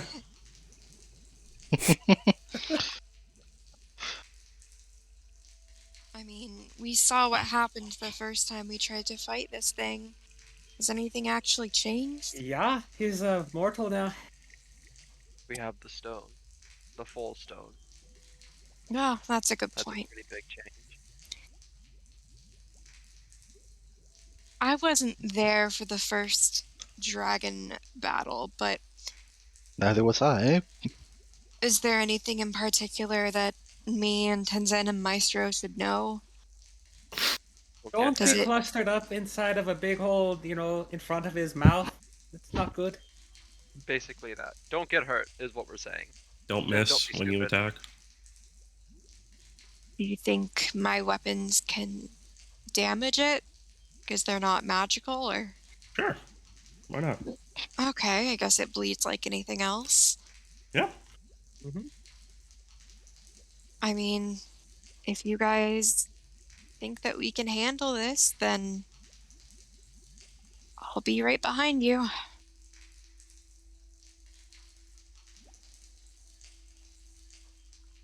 Tyler? I mean, Well, I'm always ready to go. I Well, was I'd ready to rather not. burst my head up. I was ready to go. while I'm not particularly excited to be facing this thing in its lair, I don't believe it will try to afford us a chance elsewhere, and leaving the marshes is not really an option for us. Brock? I just ask when it starts, because I have faith in us. I think we can get it done, but when it starts taking a beat and looks like it's about to go down, maybe just give it a chance and see if it'll surrender. I don't know if that's a good idea. Also think that is a bad idea. We'll see. Depends on I what it says. promise. I think it varies on what it says. I promise nothing. I know it's a negotiator, so we'll see. Mhm. It just has to give me something I want. I'm sure it lies, though. What's to Oh, keep yeah. it from going back on us like I we mean, did We lied on too. him? So- Exactly. We all lie. We're all bad people here, so I mean. I did not lie. I promised this dragon nothing. That gives it incentive to lie to us, though. Should we really take that chance? Oh, it'll be fine. I mean, flying really isn't our MO right now. So if you all ready, I'm ready as well. So With that SpongeBob, I'm I'm ready. not going first though. Is my only thing, of course, as Take always. take some berries. All right. Top you up, Ika. Yeah, eat some berries from clawing that acid vine earlier. I think it's just nine Yep. berries. Okay. All right, let's do this. Fucking send All it. right, let's First one do this. down. Leroy Jenkins. This is great. It's a great opportunity for us to succeed as a team or all make new characters. It's gonna be fun. I see this as an absolute win. So you know, One win. All right. Going in. Either we beat the dragon or we make new characters. yeah, or we all of us start as a new party that all know each other already. So we just have to do We introductions. start as the boys. The boys have to avenge Tenzin after he Dude, dies. yeah, if we somehow Yeah. we just all become the boys. It'd be fucking great. We've got our backup plan.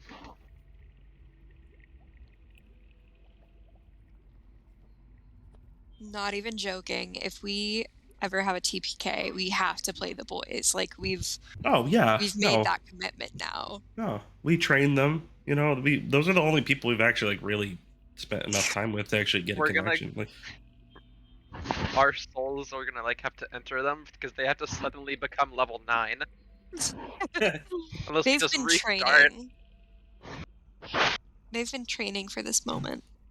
I'm gonna show up and just get eaten by crickets. It's just like, oh shit. He's gonna kill us and go to Fort Farron. Where are the boys? Oh god. He's gonna know. Her dying breath. The boys got killed by Grugash's reject squad. So Oh my gosh. That'd be pretty good. Okay. Find something real quick.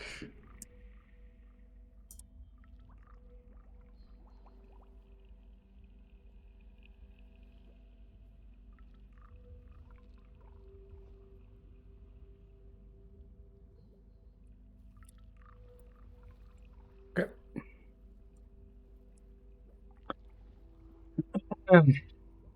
So, we go ahead and pause it. As you swim through the tunnel once more, come to the point where you're staring up. See the 10 foot of acid and the rock surface and the ledge itself. What do?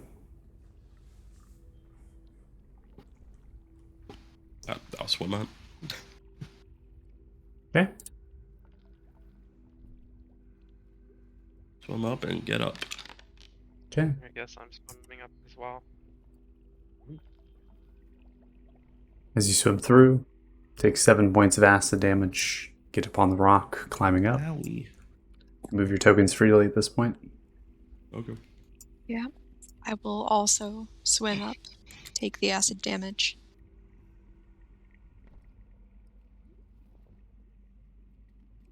Seven-point dealt.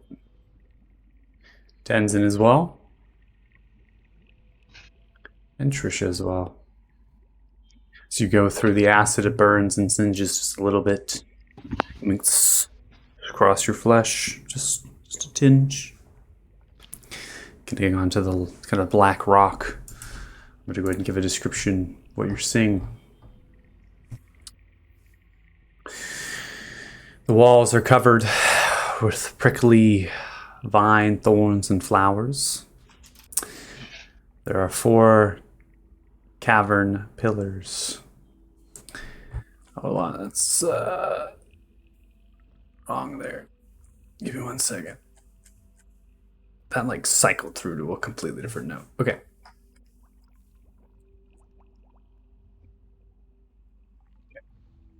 So as you come through, there are 4 different islands, I should say. 4 different islands with thorn and vines and prickly flowers kind of sprouting from some of them. And now obviously taking a little bit more depth for rocks as you kind of stride, right? You're kind of staying towards the heat of the moment. The dome ceiling of the 25 feet or so is moving, right? So it's kind of writhing and shifting its weight around, as well as the walls themselves are kind of going around. The islands sit roughly 3 feet below the main ring that centralizes around. At your location, you are 3 feet below that ring in front of you. That is not actually at the same level that you are currently. That is covered in vines and thorns, prickly sharps, as they're kind of sprouting themselves in these large hulking mass that's moving around the rock. At the cavern's chamber's center point here, okay? Looks like we lost Kyler for a little bit. Crashed, maybe. I don't know. We'll figure it out. At the cavern's center point here, so this is chamber central point. That is, at your level currently, 25 feet or so above the actual layer of acid. Okay? So the 25 feet of the cavern dome showcases just how much it changes wrapping around, right? So at that point at the center, it's 25 feet, and at your point, it's 25 feet because it's domed as it goes down, dropping dramatically. So right now, right, you have your 23 feet or so as you're looking up, right, towards that central point. There are vine bridges as they extend upwards, and they connect at 4 different points of the ring. Upon that protrusion of rock at the center point, vines and thorns wrap around it in mass.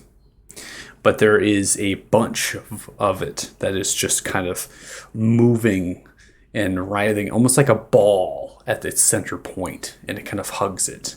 And there are these rocks that are kind of coming out at different elevations of that writhing ball of mass. You don't see anything when you come up here. You do not see Grugash. You see no other creatures. Every other protrusion of rock, like this one, is at the same level as you. So that there, these islands, right? So all of the surrounding here, this is all at the same level as you. The ring is 3 feet above you, and then this is 20 feet above you, or so. So 23, right? And elevation doesn't matter much in terms, but it gives a description and maybe in a sense of helping you know that this dragon doesn't have a lot of opportunities to fly, given its size, which is what I point out to Ferox. It does not seem like the dragon can take flight in here. The pools of acid that are all around are ever flowing. It's like a lake, suggesting that there is potentials for things to emerge.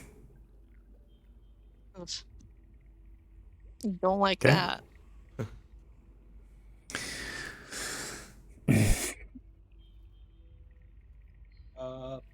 Could I perhaps hear anything? Roll perception.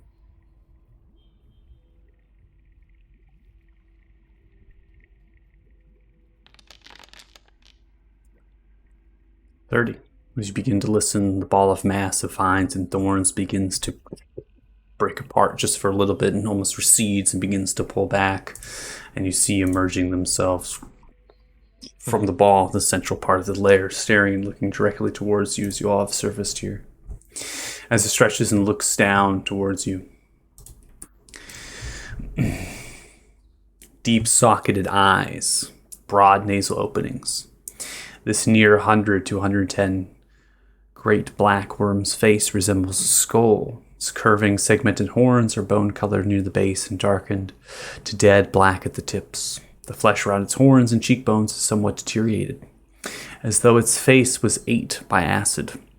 leaving thin layers of hide that enhance its skeletal appearance. Its head is marked by spikes and horns.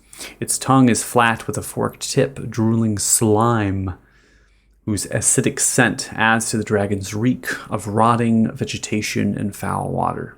Its scales are a thick and dull black, helping it blend in to this specific environment. As it stretches and looks towards you, it is curled upon itself as it's kind of being brought up by the vines. It pulls out its talons and its head furrows itself.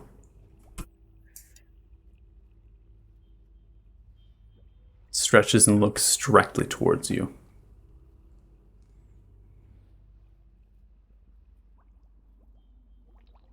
Nice place you got here. I am moving. I wish to jump to the platform. I'm still invisible, right? Remember, that's not only across but up. It is up 3 feet and across. It will require great strength. What's your strength?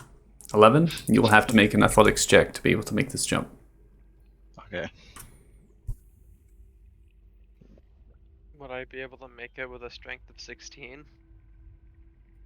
Yes, you can successfully get across this with a strength of 16, I believe. Jumping and then kind of grabbing on it and pulling yourself up before you hit the thorns and the vine mass. Oh, That are but on the rock. You can do a look I'm not at me. sure. then with 18. a strength of 23, I'm just gonna jump up there. Okay, I need everyone who's jumping up to do so now. I do it I'll next try turn? it. I had a different idea in mind. You said athletics. Can I aid Depending on someone your who strength. jumps towards me? Oh my god, I was shit. so close to a nat 20. Oh my god. I saw that. Am I Oh able my to God. cast something? No, this is happening as your action. This is what you're doing before we roll initiatives. I'm Okay. interpreting it as such. If you are deciding to jump up, that is what you're doing. I don't like that we're all so close together. Trisha's along with you. We just leaves Ferox. Ferox, what are you doing? I wasn't trying to stick together, but I was trying to not be on that one platform with everybody so he couldn't breathe us, but everybody jumped. So Everyone like, jumped fuck. up. I mean, we were gonna be together really anyway at the start of combat. Yeah. Ferox is casting Conjure Woodland Things. I'm putting a pixie right behind everybody. Okay. So go ahead and put them up.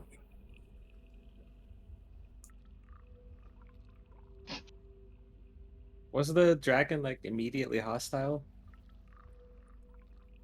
That's With not your said pa- anything, but it's looking With at your us. So. with your passive insight that you currently have, it did not seem like the dragon was entirely hostile. However, the face it is made as your party has jumped across is that of hostility now. Yeah. You have conjured your fae. I need everyone to roll for their initiatives now. Woohoo. It's time. Gonna be bottom of the turn order. I know it.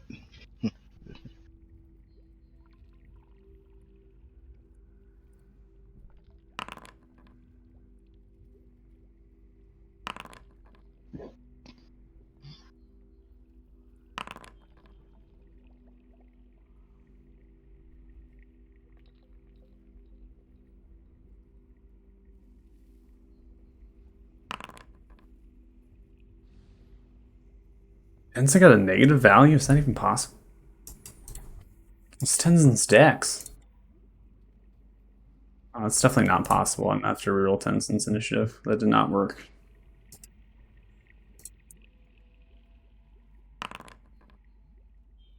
Okay, that is all right. That's accurate. Okay, the other one wasn't. What was it? What was the first It one? was like negative 0.5. I was like, that doesn't Oh. make any sense at Yeah, all. I that's think his not- initiative is way higher than that. I don't know. See it rolled a nat 1, but it didn't actually show me the roll, so it must have just glitched out. So I rerolled the initiative to get there.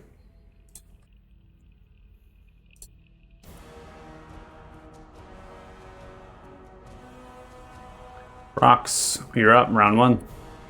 All right, just gonna kind of yell out, you don't have to do this. All right, and then I'm gonna grab the pixie behind me and like put it on top of my head. Just Okay. kind of like, yeah, I'm just gonna jump in. Okay, You jump into the water. You jump into the acid. You're in the acid, and these black scales begin to form around your flesh, encrusting you in it. As they do, it seems to resist the acid that you're currently bathed in. The pixie upon your shoulders, just kind of going with you. And I'm gonna I'll dragon form. That's it. Okay. Ending your turn, we now come to Grugash. Grugash is pulling itself, looks at all of you. He clutches his talons into the rock in front. As it does, there's a shimmer of earthquake and tremor that begins to emerge from the layer as it shakes.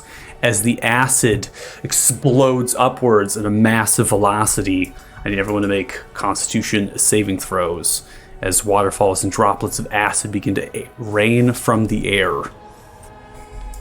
That includes your pixies. If the pixies are hiding under people, do they have... It is raining acid as it explodes upwards, dealing damage to everything in the layer.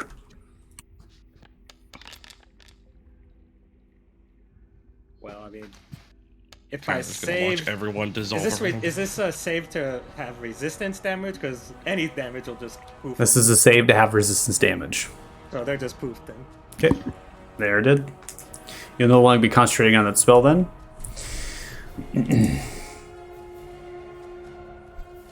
Alright, checking saving throws out. Kyler, you take approximately 3 points of acid damage. I'm going to go ahead and roll saves for my folk here. Alright, Ten's got an 8 con, and Trisha got an 11. Both of those take 6. Maestro with a 12, you take 6. Ika with a 9, you take 6. Rox, you take nothing. No need to roll con save. And Marina, you take 6 points of acid damage. That was its lair action as it slapped down its fist into the ground as it does. Takes and cracks its neck and chuckles.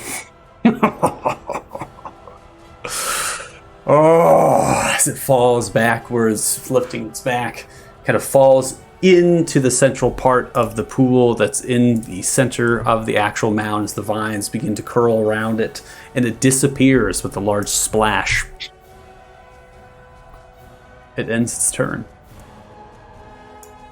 The pixies, without rolling, the total was 6 points of acid damage, so even resisting, they take 3. So we'll go ahead and remove the pixies from the board at this point as the acid rain begins to rain and fall down. So, Ferox, you're in the acid currently. You're no longer concentrating on the spell. Ika, we're going to come to you. It's your turn.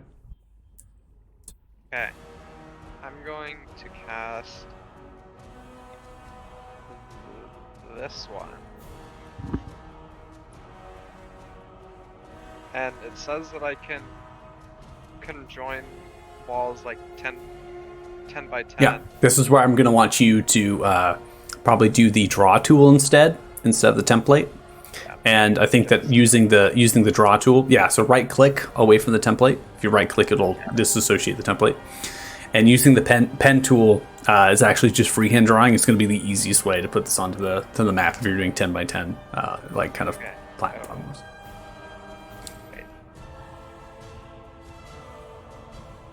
Okay.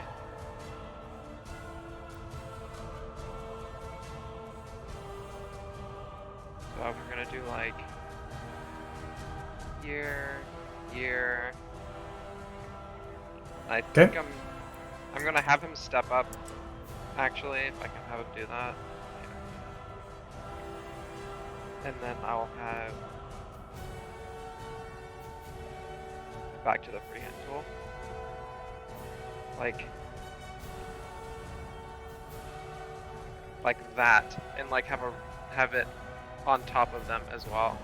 Okay, so one space that's open, over top, and on the sides, and then on the west side. So it's just that east side, 10 feet up, that's open. Yeah. Okay. You have to communicate. It is invisible wall, right? So this is just spring force. Communicate, and I'm gonna be like, Kyler, by the way, there's an invisible wall in front of you. You're gonna want to go to the left a bit if you want to get protected from anything, or if you want to charge in. I don't. Whatever you want to do. But Trisha, you're gonna have to go. I'm gonna like Okay. point the where she has to go to get in. So like, Yep. yeah. Then that's my turn. Okay. And you turn, Marina. We come to you. Marina, you do not make the jump. You're on the vines and the thorns. As they do, they sprout outwards and they restrain you. I need you to make a strength check to break them as they're now pulling you into the rock. Ooh, that's not great. I'm not a very strong girl. Okay, Yeah. 4. You are not That's successful. not You are restrained in the vines. Technically, you for Kyler, Tenzin, and Maestro currently, you are seeing this as Marina's being pulled and wrapped as the vines are grabbing in and kind of pulling them inwards. On your next turn of restraint, you will take piercing damage from the thorns as they penetrate into your flesh without assistance. Tyler's gonna have to save me again. Yep. Okay, that was your action to do the strength check. You cannot move as you're restrained. That does not mean you don't have a bonus action to use. So you still have a bonus action. Dash. Yeah.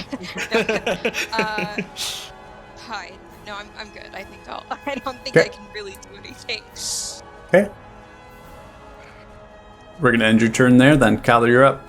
Alright, if I use my action, is it going to be just athletics to pull her out, or You're going to have to make a Am I strength gonna- check. strength check? Okay. Yep.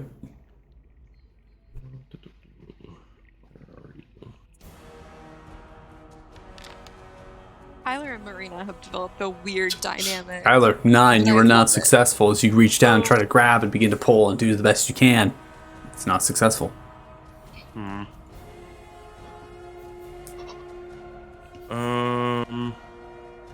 Well, shoot. It's okay. Tenzin will save me.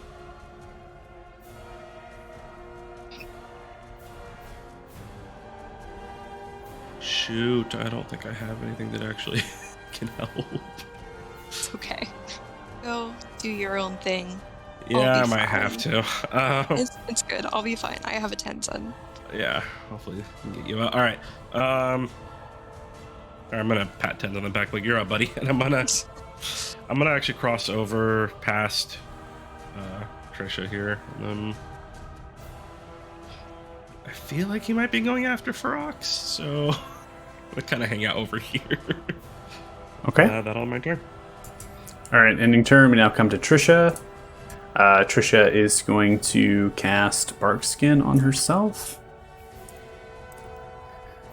Casting Barkskin as an action, she's going to shuffle 15, going 20, and then coming into this space here for an additional 30 feet, coming into what you have described as this kind of force field. She's almost thumbing it as it comes in, kind of looks around. We're safe. Maestro, you're up. Cool. I'm going to move here. I'll pop in Ishtar. Bonus action.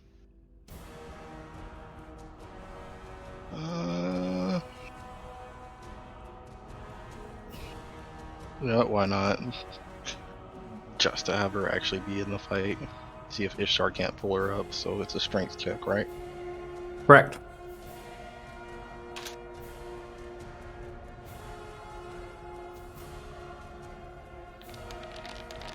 Hell yeah.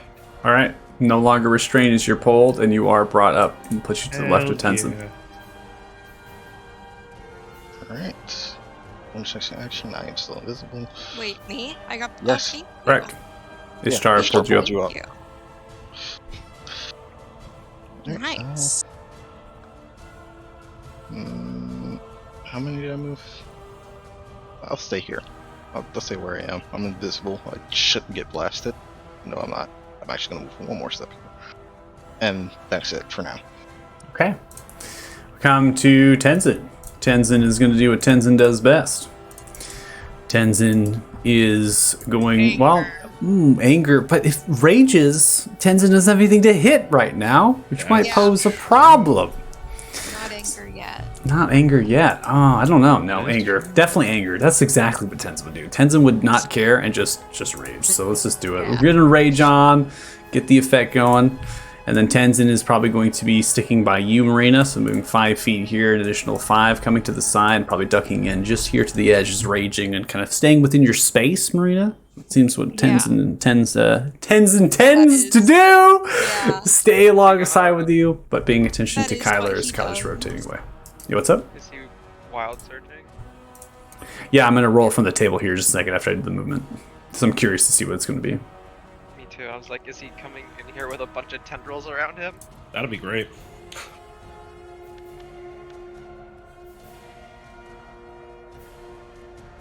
All right, tangible spirit who looks like a flump or a pixie, which appears within 5 feet of one creature of your choice you can see within 30 feet of you. At the end of current turn, spirit explodes.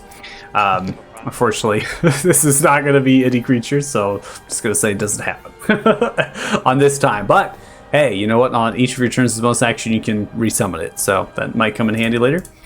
That is going to be the bonus action for Tenzin there and movement. And then Tenzin is going to hold action to swing at Kuyashi if it enters space. That is going to be the end of Tenzin's turn. Ferox, you are up. Well, Hi, Frox. my plan kind of went to shit, so I'm gonna come back up here. Hey. Just gonna go over this side. Does it look like these vines connect to the platform? They do. They wrap up just like a rampart, and there's no thorns on these vines. Gotcha. So we're gonna. There's a pixie. No, that one's dead. Oh, yeah, that one's I dead. know. And then bonus action dash. Can I climb these? Yeah, you can reach up and grab them and then pull yourself up. The actual platform that you're on is only a foot above the acid that's around you. So you're able to kind of pull yourself up, and then the vines themselves and these rocks are in a similar elevation off of the actual acid itself. So you're able just to grab onto the vines and just pull yourself up upon them, and they kind of bounce a little bit when you're on them, but they make for a suitable place to kind of traverse. That'll work. That's it. Okay, ending turn. Pulling itself, just its head, up above the rock. Smiles a little bit as it looks as all of you and stretches and turns. As it rotates its body, its jowls begin to gurgle. It begins to spit massive amounts of acid right before it spits it out. Shouldn't have betrayed my deal.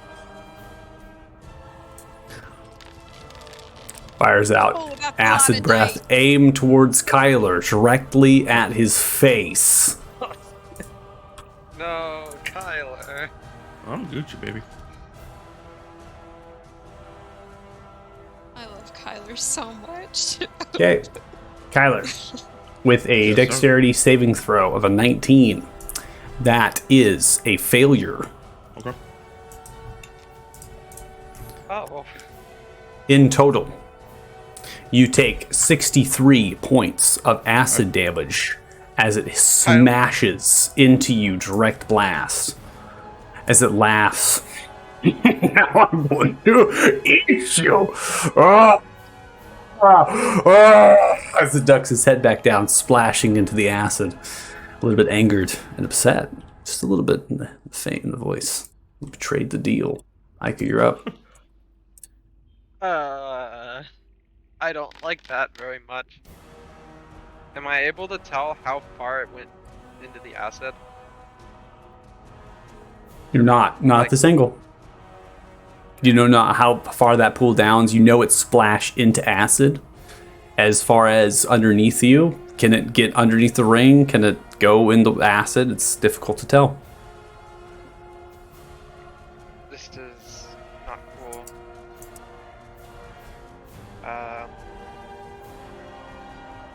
Shit. I don't know. I guess I will hold a. What do I even hold for this one?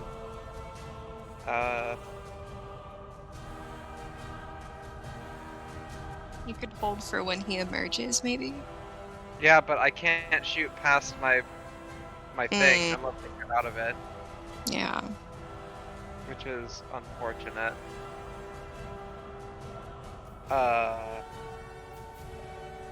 Yeah, I am gonna go over here. Actually, I can't even do that because I'm concentrating on this wall being here. Yeah, let's put that on there. Which means I can't give Kyler haste. Kyler, you are hasteless this match. Oh, it's all good. No. I have a lot of concentration spells. I'm gonna just, I guess, sit here for now and try and think of what I'm gonna do next turn. Okay. All right. Marina, you're up. All right. Can't decide if I want to be invisible or not. Yeah, you know what? I'm gonna cast invisibility on myself. Okay. Oh, perfect.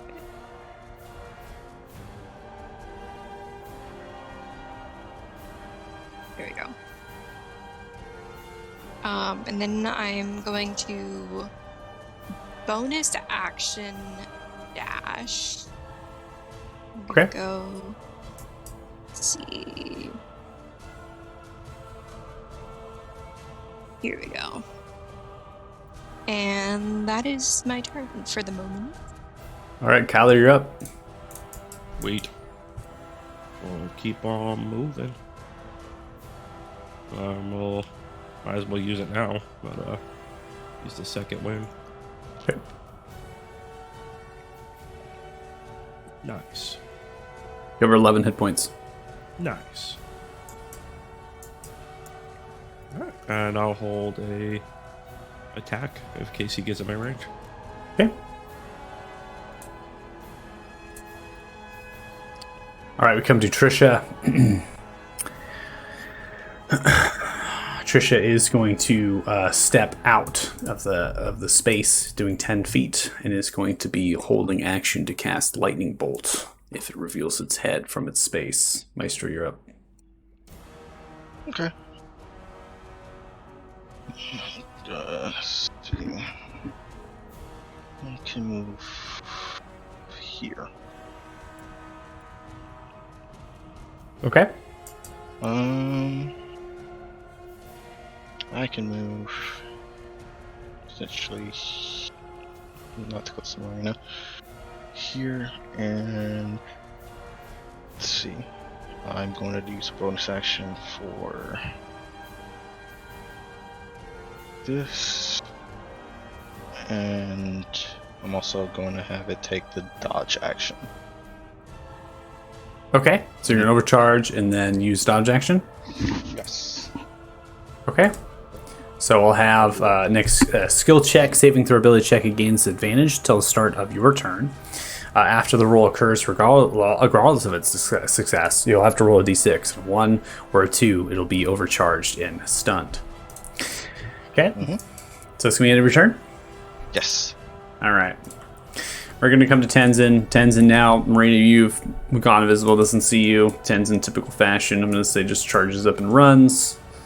And for the sake of it, I'm going to keep the rage, even though it didn't hit anything. And then expel a spell slot. No, expel bonus action for it. We'll just maintain the rage at this point. I think it's totally fine. So it's going to hold an action as it stretches up and moves. Does not take the dash to charge completely forward. Just holds action if it reveals itself. And that's going to be the end of Tenzin's turn. Rox, you're up.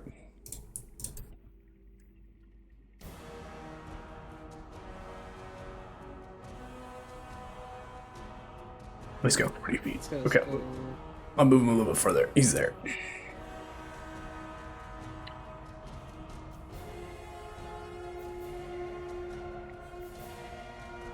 Oh no.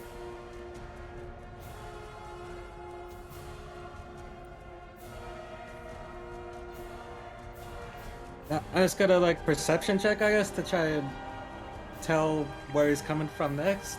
Okay. Roll perception.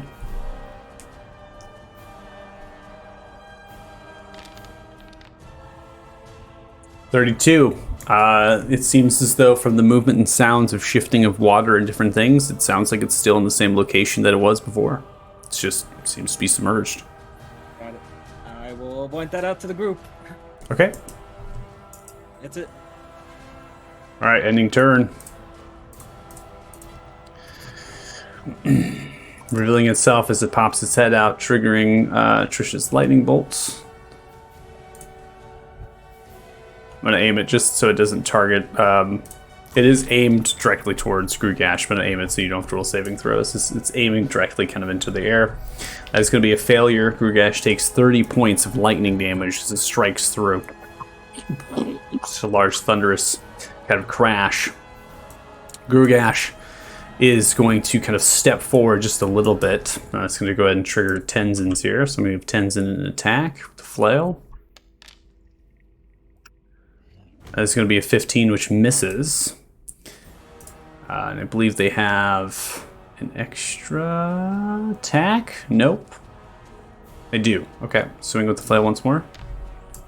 It's always flare. 2 flail strikes and then 2 flail strikes and then the unarmed strike, right? That's how it is. Okay. This comes across with a 24 to hit. As it comes across, it strikes into the scales, splintering them, but does not penetrate with a 24. As the shadows begin to emerge from underneath the scales slightly, it kind of chuckles and laughs for a brief moment as Tenzin took its held action to swing the 2 flails. And it's going to take its bite towards Tenzin.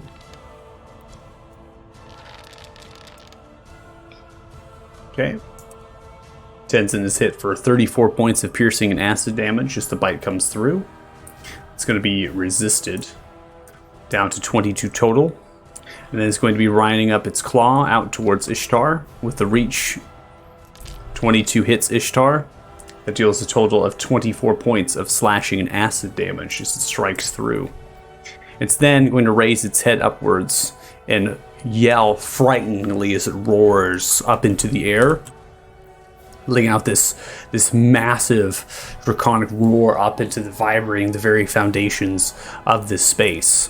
I need all those who are not immune to frightful presence to please make a wisdom saving throw. I don't think I'm immune to frightful presence.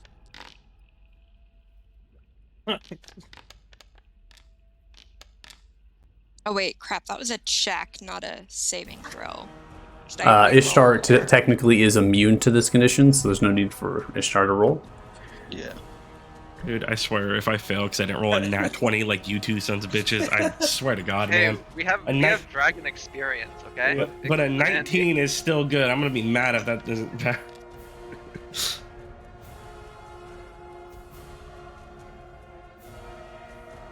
Okay. So, Maria with a 19 wisdom saving throw. We have Maestro with a 13. We have Aika with a 26. Ferox with both nat 20s. That's crazy. And Kyler with a 21. Everyone succeeds except for Maestro. Maestro, you are in a frightened state from this particular creature as it's roared upwards into the air. Its frightful presence has struck fear into your very heart. At the end, you can repeat the saving throw at the end of each of your turns. This is just a standard frightened condition from the particular creature as it drives fear. That is going to be the end of Grugash's turn. Does not resubmerge.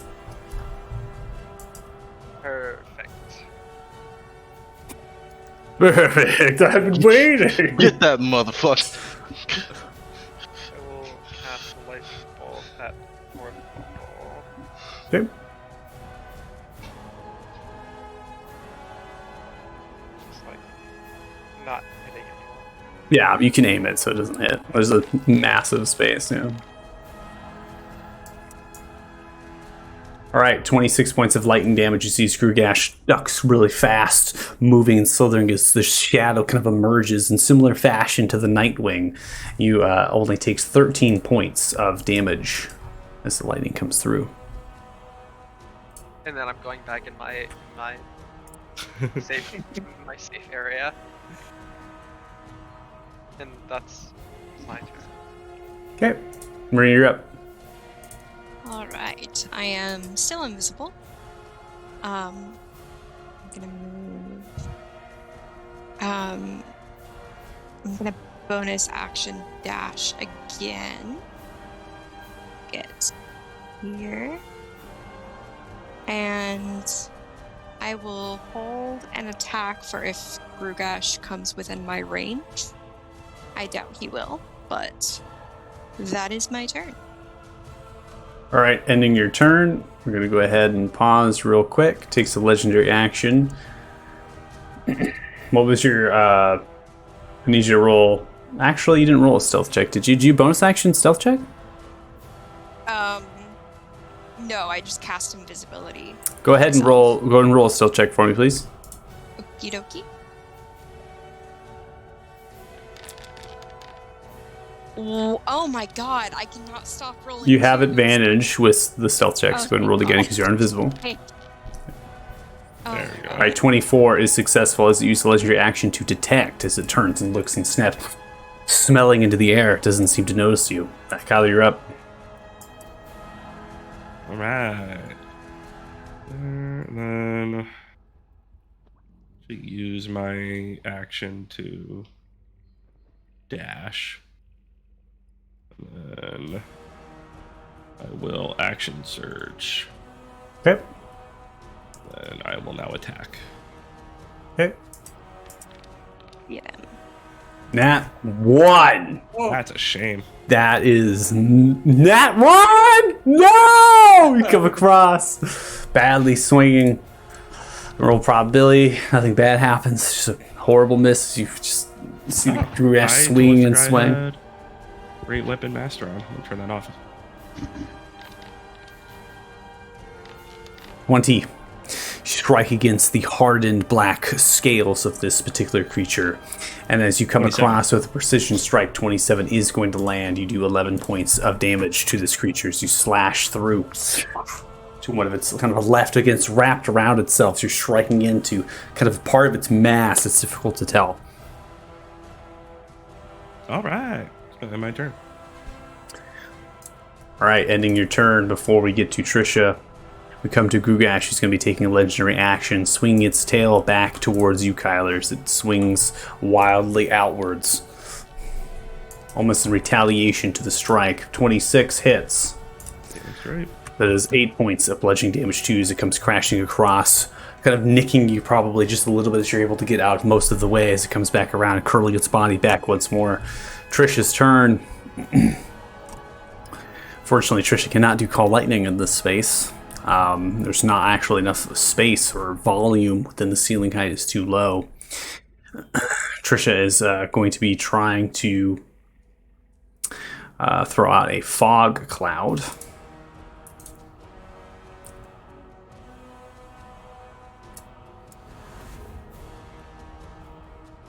So, this elevation is upwards towards its head, okay? So as far as its concealment's concerned, none of you are concealed at the base level of this particular creature. This particular is very tall. Its head is, when it uncurls itself and goes in for strikes, it actually reaches into the space. As the fog cloud comes out, it's actually forming just below the actual kind of ceiling height of it. And you see these Grugash is in the actual concealment, just kind of shaking and snorting and sniffing, using alternate perceptions as best as possible. But right now, who knows what the effect is. That ends the bark skin, and Trisha is going to dodge back in, slowly turn and look towards you, like begin to shake violently, as it does indeed appear that Trisha is frightened. Trisha is going to do another wisdom saving throw at the end of her turn, and is not successful on not being frightened from the frightful presence. Maestro, you're up.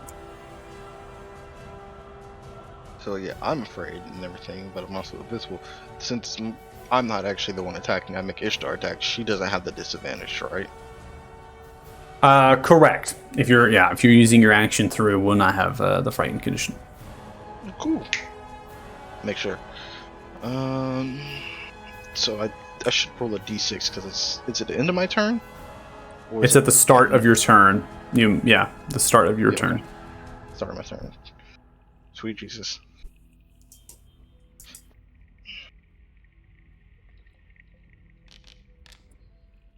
It's not overheated. Good. So it has a 10 feet reach, I'm guessing. Are you talking about Grugash? Yeah. It's very difficult to tell. This is a 110 foot dragon. This dragon could probably reach across to you if it intended to. So that's Okay, I'll just move HR close enough to hit then, if this is enough. And then I'll also bonus action. Are you talking about Ishtar's reach? Yes. Oh, I thought you meant Grugash's reach. No, Ishtar's you're reach, talking yes, about 10 Grugash, feet. too. Yeah, Ishtar's reach is 10 feet. So yeah, you're in range now. Okay. Let's see who our Russia's coming out. All right, 25 hits. That does a total of 19 points of force damage. Go ahead and add a d8, please. Yep. An additional 6. Come across again. 30 is going to hit. Deals 18 points of force damage. Go ahead and roll another d8. Additional 2. Okay. So you come across, it's evident the concealment is not giving you advantage upon the creatures. It's moving its head down briefly in order to kind of pull and curl itself away, kind of slithering into the hole as it can. Okay. And that was my actions. I'm going to use... So I have to roll a d6. So let's see if she overheats. Yep, she overheats. Fuck. Ishtar is stunned. I need you at the end of your turn to make a wisdom saving throw, please. Yep. Saves. 13. You are still frightened. You, per the condition, you actually cannot come closer to this creature. Yep. Okay. I don't make a move. All right. Don't make a move. Ending turn. We'll come to Tenzin. All right. So Tenzin, let's see. Tenzin's got crazy things going on. What does Tenzin do? Tenzin always starts off with... I mean, Tenzin would just recklessly swing. So let's just get that on. Mm-hmm. I think that's the first thing. So recklessly swinging. I imagine 2 flail strikes coming out, and then maybe a flurry of blows with the unarmed strikes coming as the bonus. I think that's pretty appropriate. Accurate. Yeah. That sounds have the exactly. Well, the bonus action fairy, that's right, it's not gonna do as much I damage. forgot it was a bonus action. I thought it was just at the end of every turn. Might patient defense? I don't know. I don't know either. Okay, so the first strike is a 24, collapses into with the flail of the draconic scales chipping away. Shadow does not penetrate with the 24. It goes in for a second strike at advantage. 24 again, still not going to hit. Goes across now with the bonus action, spending a key point. We're going to go ahead and do a flurry of blows for 2 unarmed strikes. 25 hits. That is a total of 12 points of bludgeoning damage as it comes across. It's going to go in for a second unarmed strike. And 12 is, that's a horrible, that's almost a nat 1. It's going to be a miss. And then it's going to spend another key point to do a stunning strike. I mean, might as well. Yeah, fuck it. Yeah, let's do it. DC 15, Grugash succeeds with a 21. Damn. All right. And at this point, Tenzin Constitution. is going to shimmy around. I'm going to put Tenzin in that space, continuing and seeing presence of you all, and maintains the kind of like triangular kind of position, except for it doesn't see you, Marina, but as far as Ishtar is concerned, triangle position. So that's going to be end of turn. Ferox, you're up. Hey, I'm gonna start running around this way. I just kind of yell out, you know, Grugash, if things don't work out today like you thought they were, the deal's still on the table for the stone. Don't let your pride be your undoing. And throw down the moonbeam. Moonbeam. Moonbeam! All right.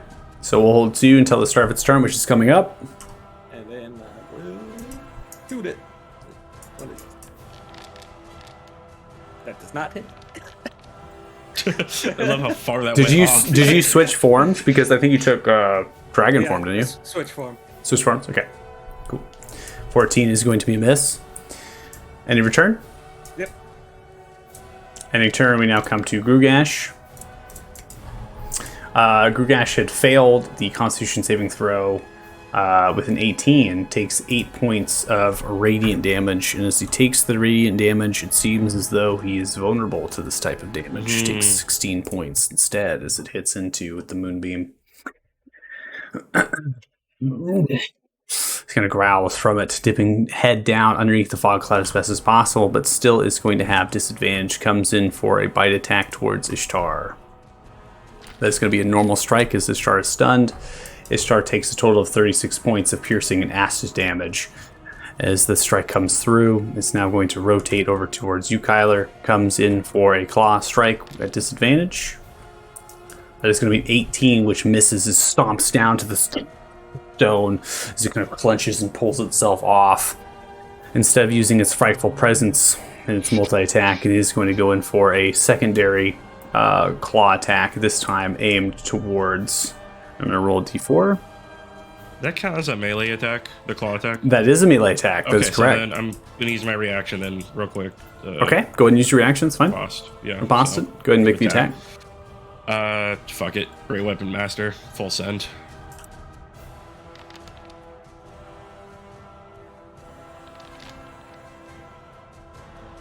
Okay, 23. Go for it.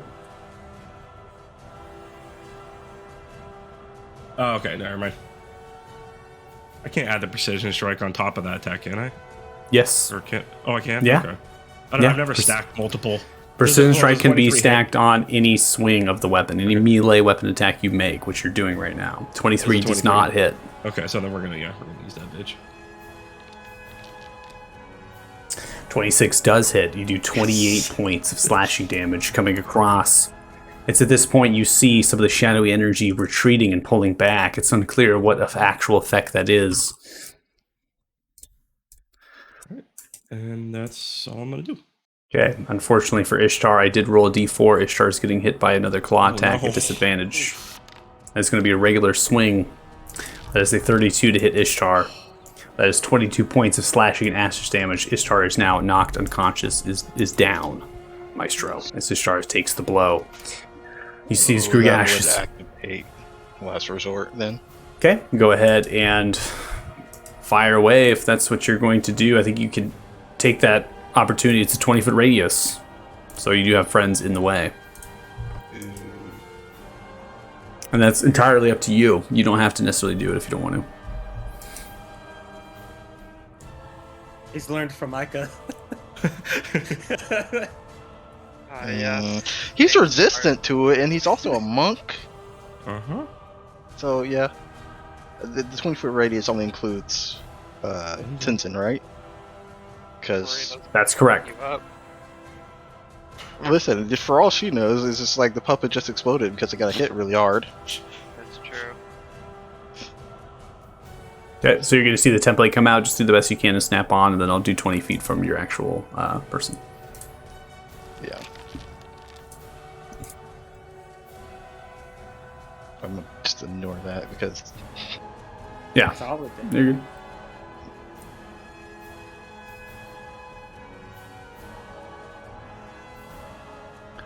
All right, Grugash is going to fail the dexterity saving throw. Takes 32 points of fire damage as it erupts, smashing into its chest. Tenzin is going to succeed with the 23.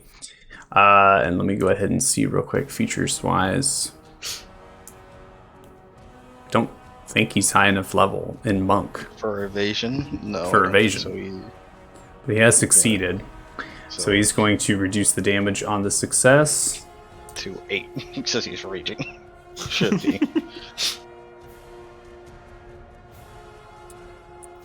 Yep. Alright, I'll go ahead and delete the template here. Awesome. Okay. So as Ishtar explodes from the actual core, it emanates outwards. These the vine of the rope bridge kind of get smacked by it and bounce around a few times, but it begins to kind of heal itself a little bit as the magic within the layer is ever present.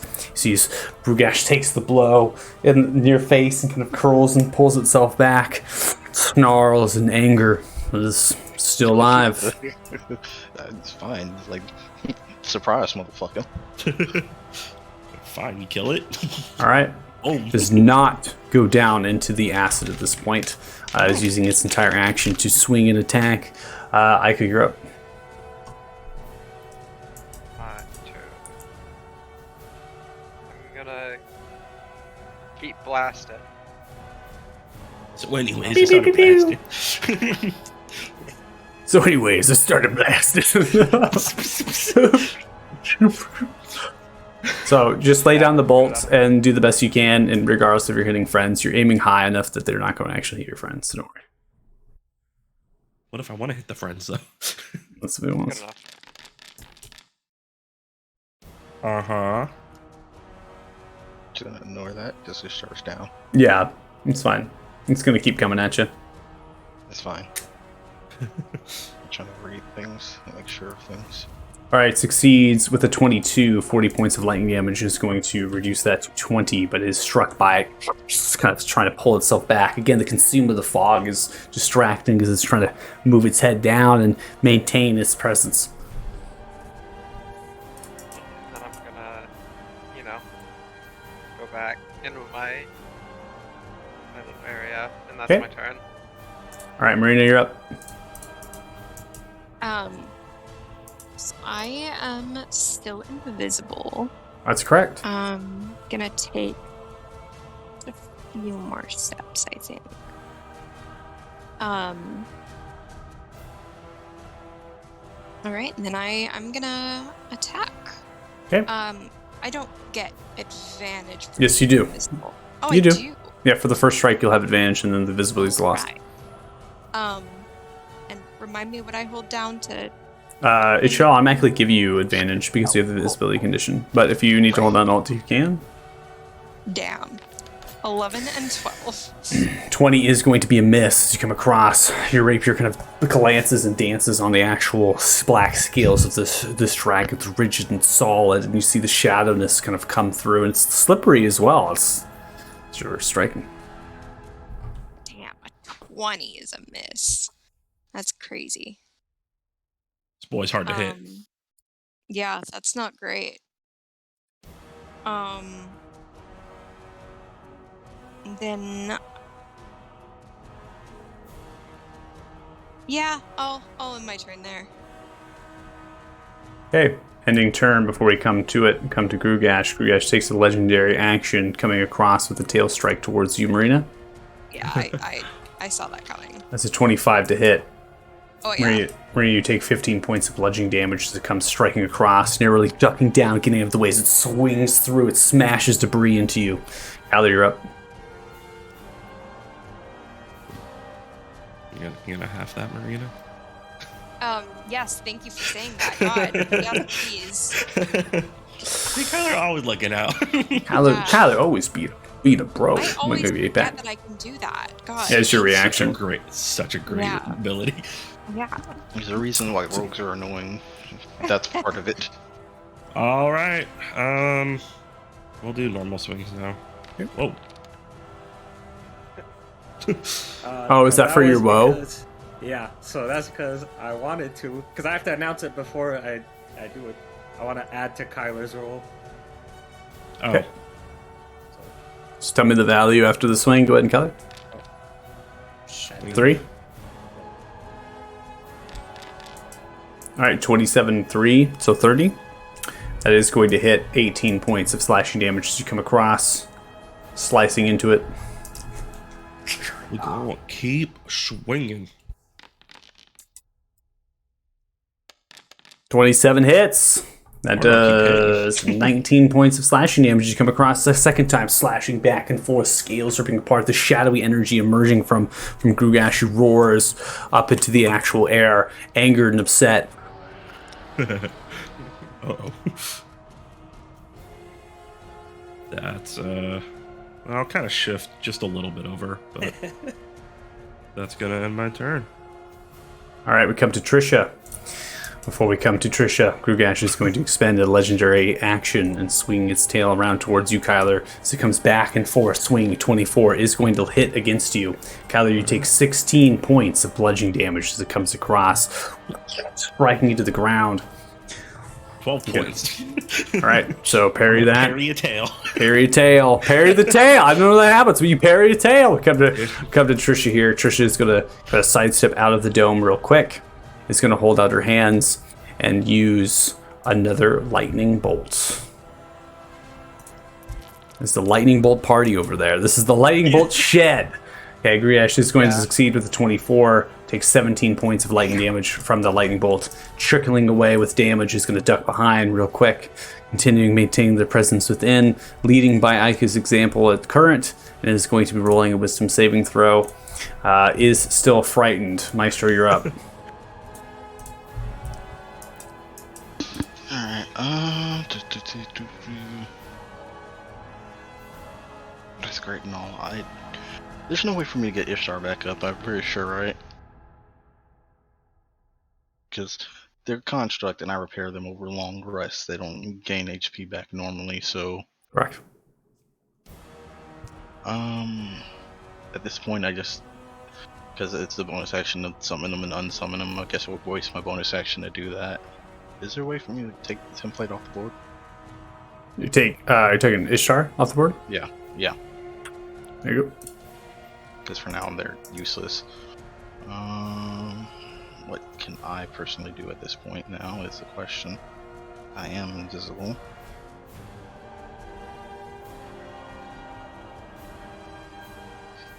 I have things I can do.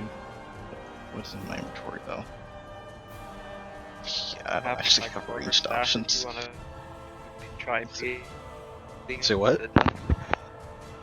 That you can have my quarterstaff if you try to beat him with that. Oh my god. Maestro has daggers. Maestro's still invisible. Yeah, I know, but I also had disadvantage. It would come out to flat, but I'm running into the shed. I'm afraid I'll use my action to dash into the shed and get to the corner. And then I'll... You hit the wall. Yeah. Yeah.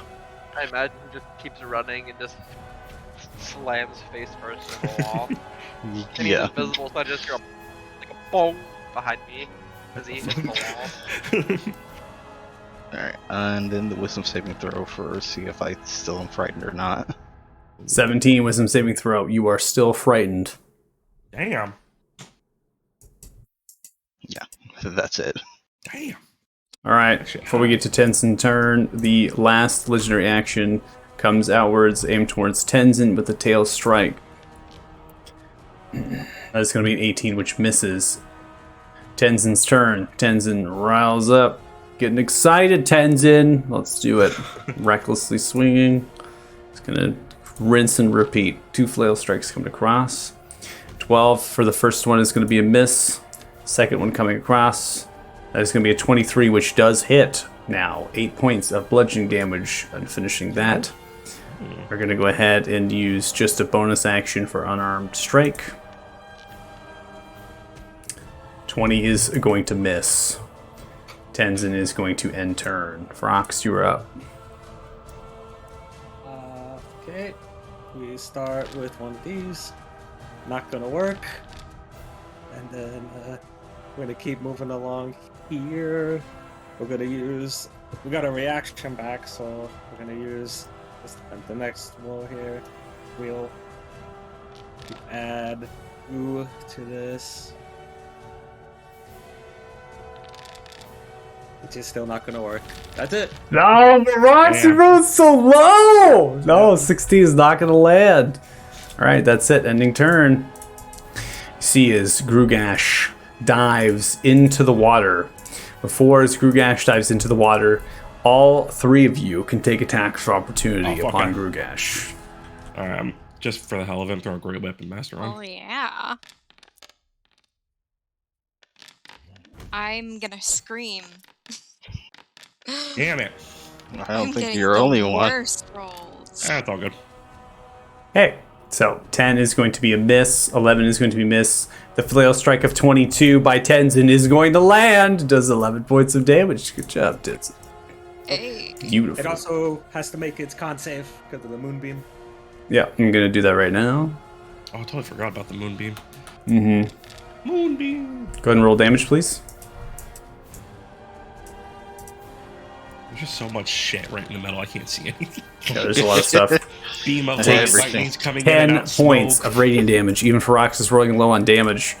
We're going to go in and as you see it disappearing into the acid Large amounts of burbles and spitting and different things are happening.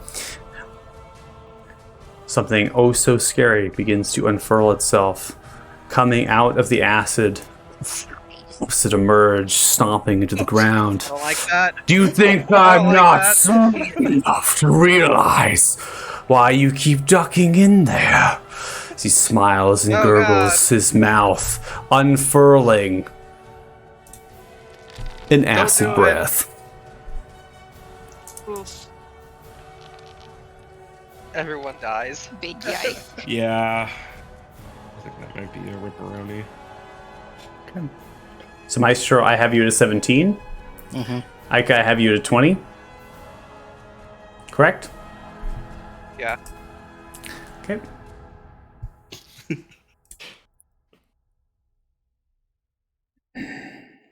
Ika dies instantly. Ika, with a 20, you have failed. Maestro, with a 17, you have Oh. failed. Trisha, with a 9, you have failed. Goodbye, everyone. It was 50 nice knowing a real points character. of damage is dealt. All 3 of you as the acid lands inside of your structure. Smashes in ice, acid begins to coat it, dancing around inside of the space, begins to dissipate rapidly as it reaches into the air. You see as Grugash at this point falls back just a little bit slight. Points the talons. Continues to laugh. Ika, you're up. To be fair, that was pretty funny. Okay, I'm gonna try to lightning bolt him in the face one more time. Yep.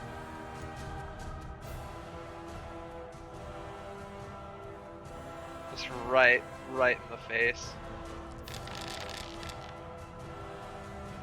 5 hits. And I rolled really bad. Obviously.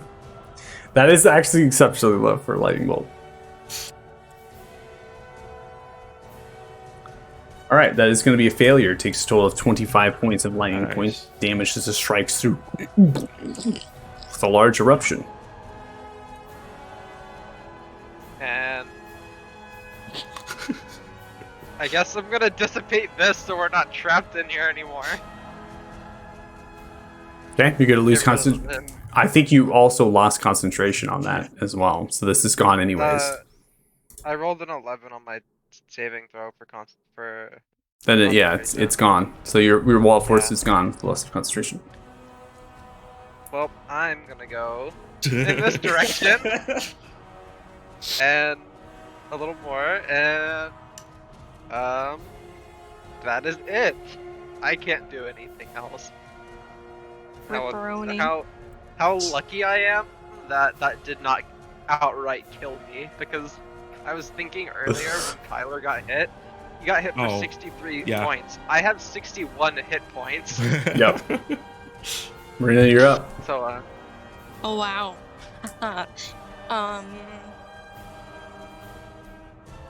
What can I even? Short bow. Yeah, I guess I I have. think that's literally all you can really do, right? All right. I will Maybe do you'll, that. maybe you'll black arrow it. Who knows?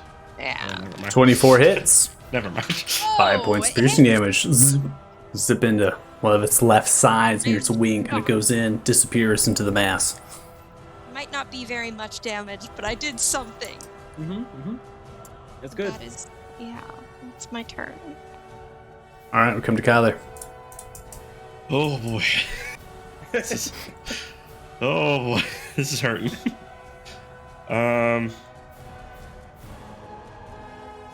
Fuck. I don't have any ranged weapons. I wanted to get a bow. I don't have any.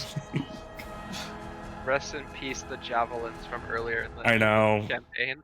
I sent those like crazy, and then I just never got any more. Just left them. Shit.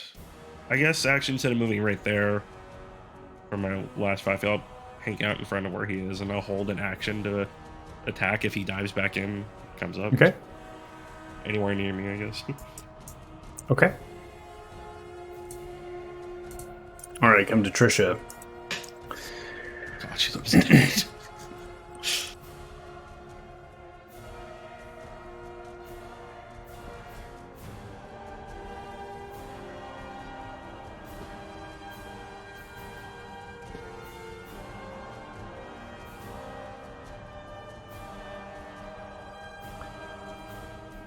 Trisha's gonna run back,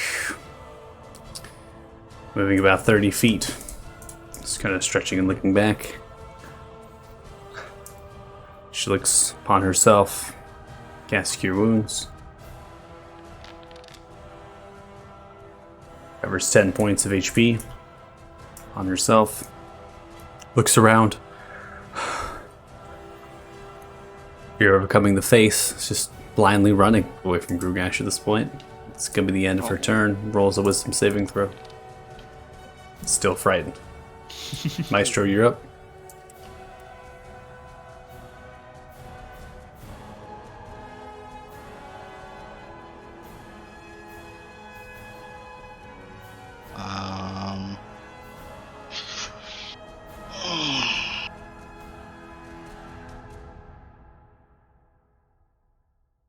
What else can I do? I mean, dashing. Okay. Getting the hell out of Dodge. Bonus actions, I don't think I have anything I can use, so yeah, that's it. So I'm gonna make the wisdom save. Okay. Alright, you're still frightened.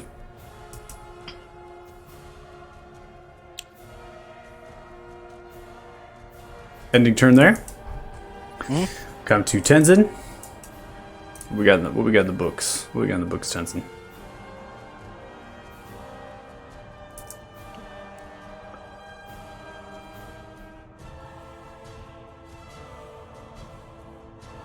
Range. Just gonna throw out a pixie.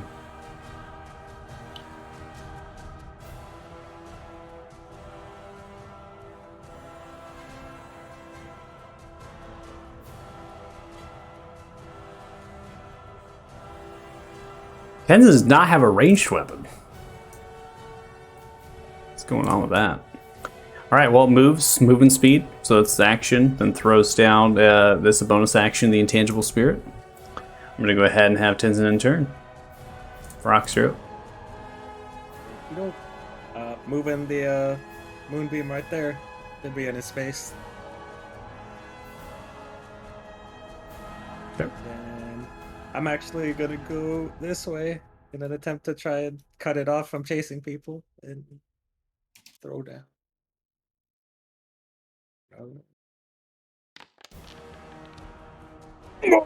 Oh, big time. Here we go. 30, 12 points. Alright, does a total of 24 points of radiant damage as it comes through. And that'll do it. Alright, ending turn. It's gonna make a save here for Khan. Go ahead and roll damage. Alright, takes 30 points of radiant damage from the moonbeam. This takes the 30 points. It's difficult terrain, so it's actually only going to get to here on its movement. That's going to be an actual dash of its action. As the moonbeam was difficult terrain moving through it, it kind of trudged through it, kind of moving itself through, coming up directly face to face with you, Ferox, as it smiles with its mouth kind of gaped open. You can leave or die. And before you leave, drop that fancy stone. Ends its turn. Ika, you're up. I don't like that very much. God damn. Doesn't help that Ferox doesn't go again until the next turn. I'm gonna run away even farther. Goodbye. I find the funny thing And- about all of this is Maestro's just running around in this little... no one It's like- knows what the it's fuck It's he literally is. like a mouse wheel. It's just like running around.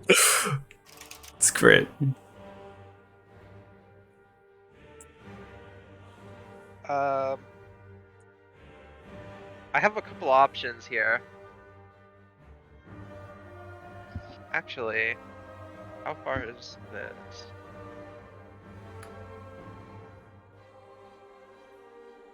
Do I... Really, how far am I from him? I would need to be like right here. Do I attempt what I did last time? Do it. We need to do some damage. It wouldn't be damage. I have two ideas. I could try to banish him for a minute to give us time to regroup and not be dying. But it's like a small chance. I could polymorph someone into a T-Rex. Or just shoot him with another lightning bolt because I don't have any other damaging spells other than like Fireball and Chromatic Orb. So I have a couple I think options. T-Rexes don't have very much movement, so I don't know What do how you mean? effective that would be. I mean, like, not enough to where, like, Grugash could just go on the other side of the map if he wanted to. Yeah, but I think T-Rexes have a grapple option, so I might.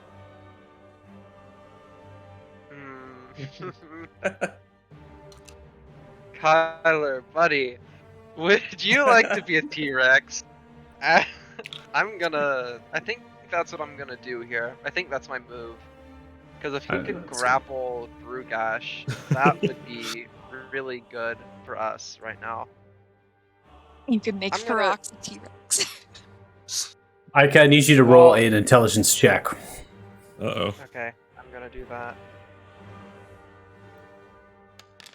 Come on, brain, don't fail me now. 23. Ika, do you remember what Sylvana was talking about in terms of Grugash being born in the Shadowfell?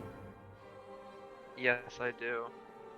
What does the banishment state? Banishment would send him back where he came from, Correct. and he would stay there.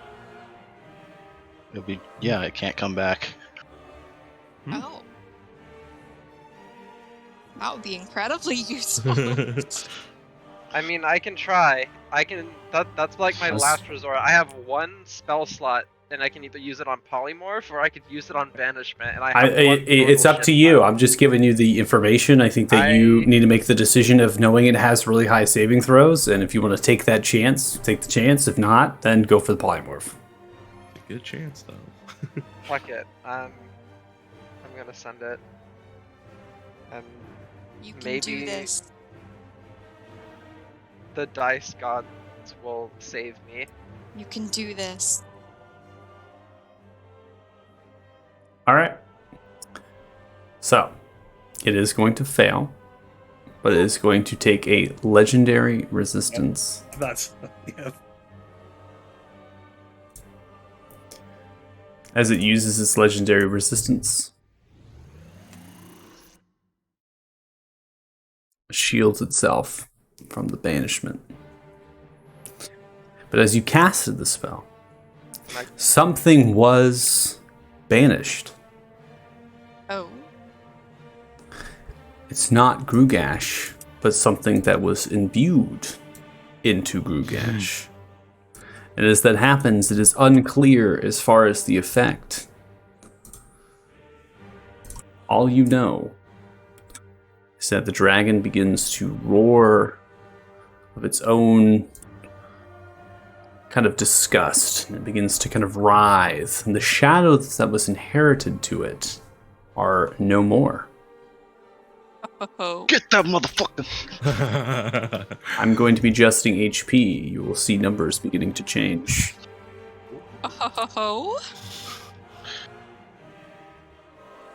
Now I wonder what would have happened if I did this earlier, because I attempted it earlier, but I failed.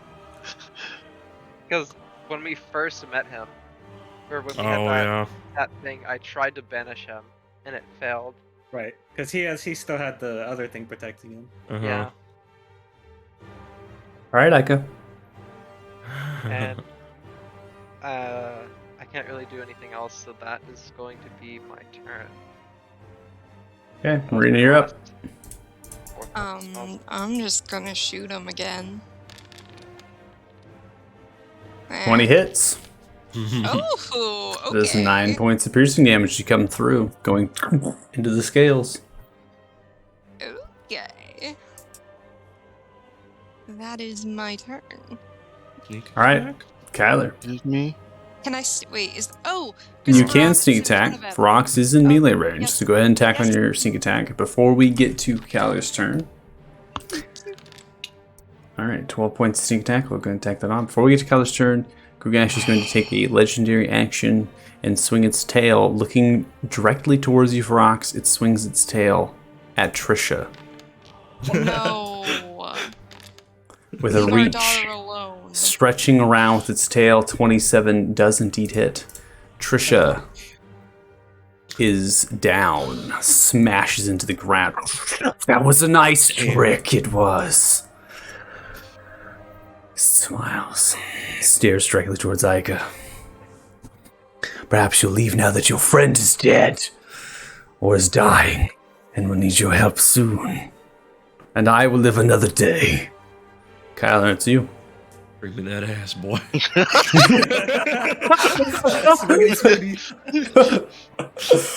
I'm a warrior. I'll bring it, that boy. Is it Okay. 18 hit? 18 does not hit. Okay, Let's then come we're across and gonna strike. do my very last. T3. That does hit. You do a total of 25 points of damage to it as you strike across its center kind of chest region. You slide through off the vine, slashing into it. All right. Fuck it. I'm gonna die anyway. I'm gonna go out swinging hard. No, you're not. Oh, Yes, he 24. That's going to be a hit. 20 points of damage as you come across a second time. Once and twice. Takes the blows. Snarls. I'm gonna kiss him. Little callback to what he did to me. And that's gonna be my turn. All right. We're going to pause it. Even though Trisha is defeated in the state, NPC wise, Trisha is going to be rolling a death saving throw. Okay. I cannot tell you the outcome of that roll. Maestro, you're up. That one. uh,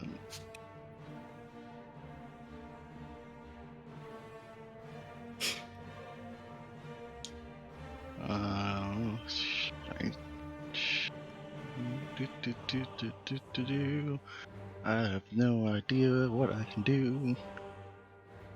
I mean, I do, but like,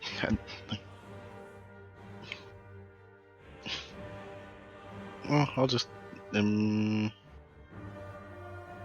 I'll be getting closer, so that wouldn't work out. Just end there with a wisdom save. I'm gonna be afraid of this man for the whole Now fucking one. fight. All right, still frightened. We come to Tens, and Tens is going to leap off the bridge, go 5 feet to here, and then is going to be moving its movement speed to get to there. As we come to this, it's going to recklessly swing, going in for a flail strike. It's going to be a 16, which misses. Going for a second strike. That's going to be an 11, which misses. Damn. We're going to go in for a flurry of blows. Going for unarmed strike. 25 hits. Does 7 points of damage there, and then goes in for second. As a nat 20. There we go. 17 points of damage for the second strike there.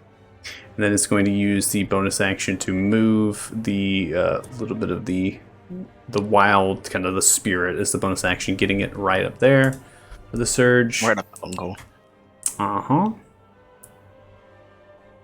Then at the end of the turn, it's going to explode and only deals 1d6 force damage.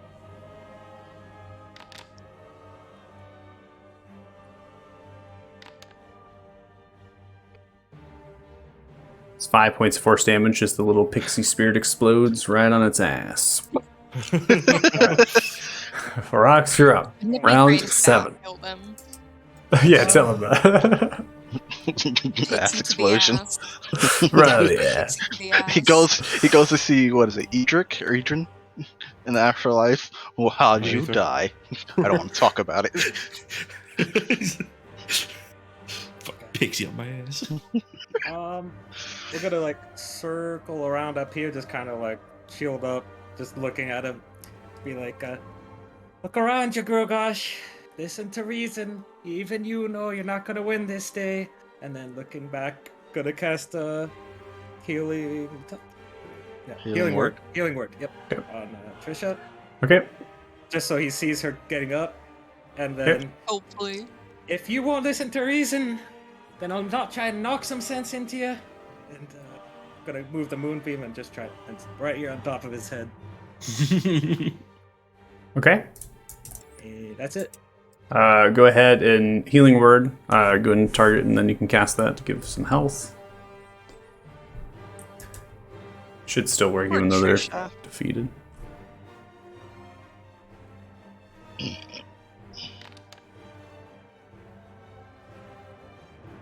Okay, goes +7. Still in a prone state after being knocked down. Anything else in your turn? That's it. All right. Ending turn. Okay. I'm going to go ahead and roll a save.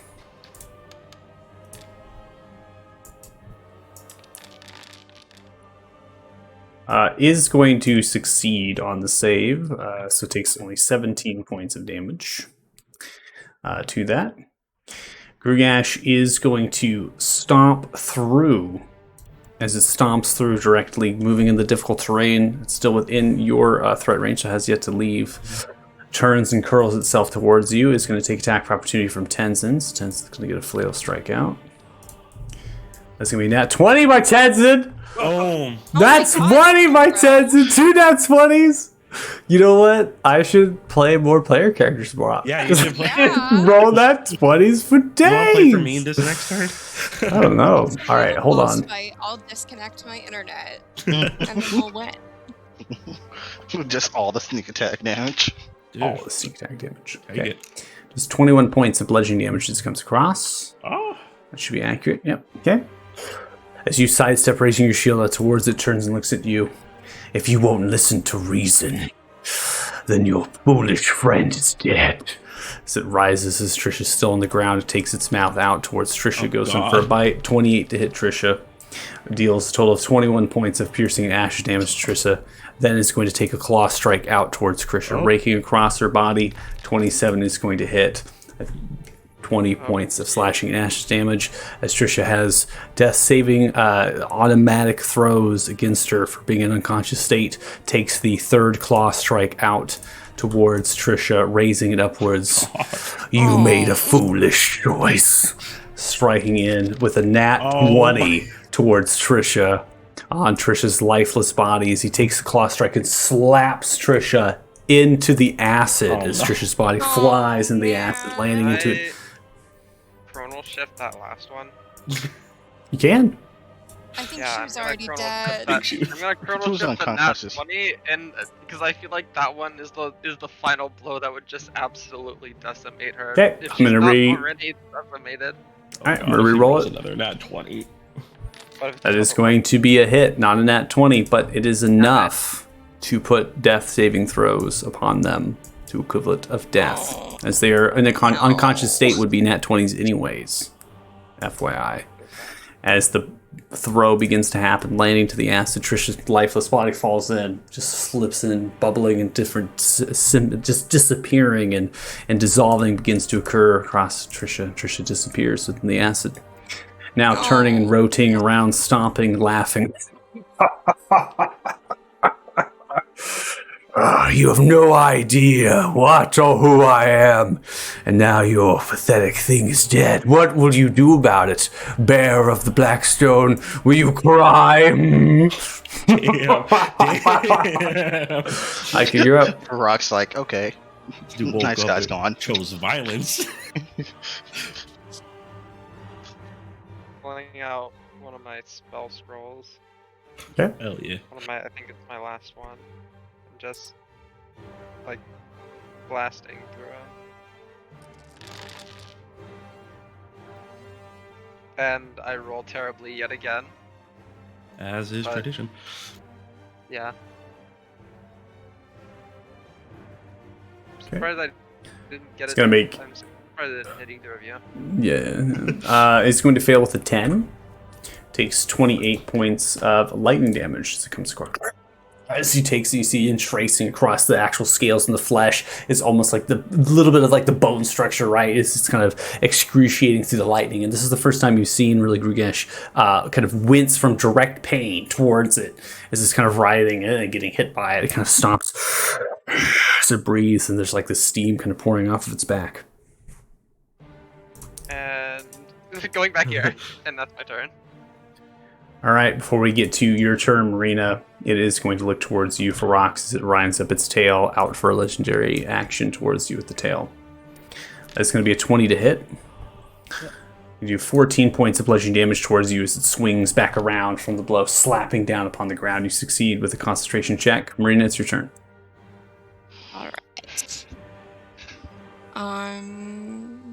Yeah, I'm gonna throw again. Oh, The 10. my twos! power. 10 is going to be a miss, unfortunately. It's going to cross. My god. I can Saw that only net roll 20. twos. Didn't- Can I? God, I really can't. Okay. All right. Yeah, that's my turn. Actually, wait. No, I have my movements. One You have second. movement and your I'm gonna- bonus action. Yeah. Okay, I'm not gonna go all the way. Yeah, I'll go here.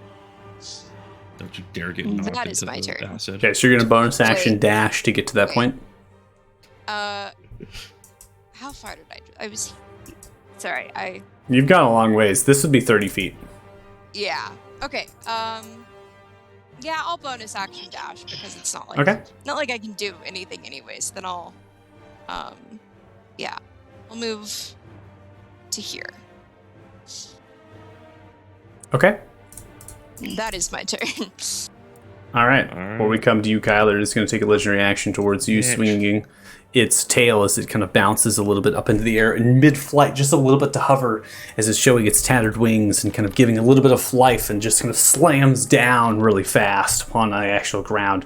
This little bit of a tremor begins to emerge, taking the quake and the blow. You are hit by 18 points of bludgeoning damage. Sweet. Kyler, it's your turn. Yeah, fuck, I'm about to die. Go big or go home. Oh, Yep, go home. Ooh. 2.1s today, Kyler. Yep. Something bad happens. You come across Alright. and just taking the blow, you're off footing, slipping across from some of the actual acid. The creature's disappearing. It's mainly water at this point, and it comes across with the great axe as it slaps down. Still going. 19 is going to hit. Fuck yeah. You do 26 points of slashing damage across. Underneath, as you slice the great axe up towards, slicing into its belly, this blood begins to kind of ooze out of its flesh.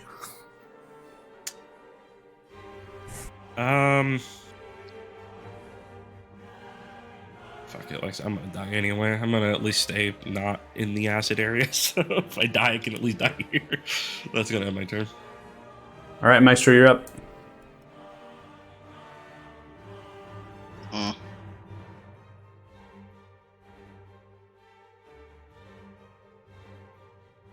Dashing here. Okay. And saving throw, because I'm definitely just going to be afraid of this thing the whole fight. I now have until my phone or my laptop dies because my power just went out. Oh no! Oh no! All right. Hold on. Everyone hit. Hold on, everyone. Said the power vibes. Maestro with an 18 wisdom saving throw. You do not succeed. You are still frightened. Scary fucking dragon. Ending your turn, we now come to Tenzin. Tenzin charges forward. It's Tenzin went up and Tenzin. Need some of that nat 20 energy right Recklessly swinging. Tenzin's going to go for it. Flail strike coming out. I should not be afraid so I can 15 is going potentially do to... something. Yeah, I know. You have to just like rotate around it. That's 20 again! You're seeing the fireworks on the screen. Yes. I'm rolling so many nat 20s. You have to literally message. You have to literally message game right now. I rolled 3 nat 20s for this God, character. absolutely. All right, 22 yeah. points of bludgeoning damage as he comes across. That's the second flail strike, and is going to use the last key point. Actually, he's got, because he's supposed to long rest, so he's still got 2 key points. He's going to use 1 key point here. So one of the last 2, and he's going to go for flurry of blows Be a with fucking 200 natural. strikes. That is going to be a 15, which misses. Goes in for the second strike. with the reckless there as 11. Both of those are going to be misses. That's going to be end of Tenzin's turn. Ferox, you are up.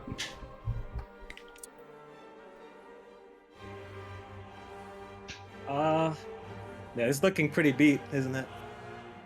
It has multiple fucked him wounds, up pretty lightning good. bolts. It has taken a dramatic amount of damage, yes. Yep. Just kind of looking over it. No matter how many times you knock us down, we're gonna keep getting back up, Grugash. I don't buy what you're selling. Why don't you grow up and be your own person instead of just living in the shadow of that Orsifice fella? As she just Ooh. takes a step back off the ledge and jumps into the acid. Okay. Fuck yeah. All right. So you dive down. You find down Trish's body. Dispelling the moonbeam. Okay. Absolute girl boss.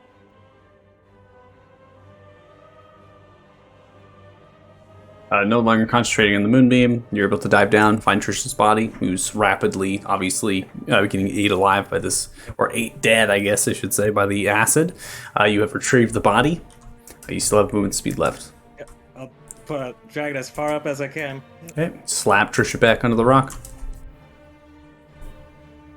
That's it. All right, ending turn. We now come to Grugash.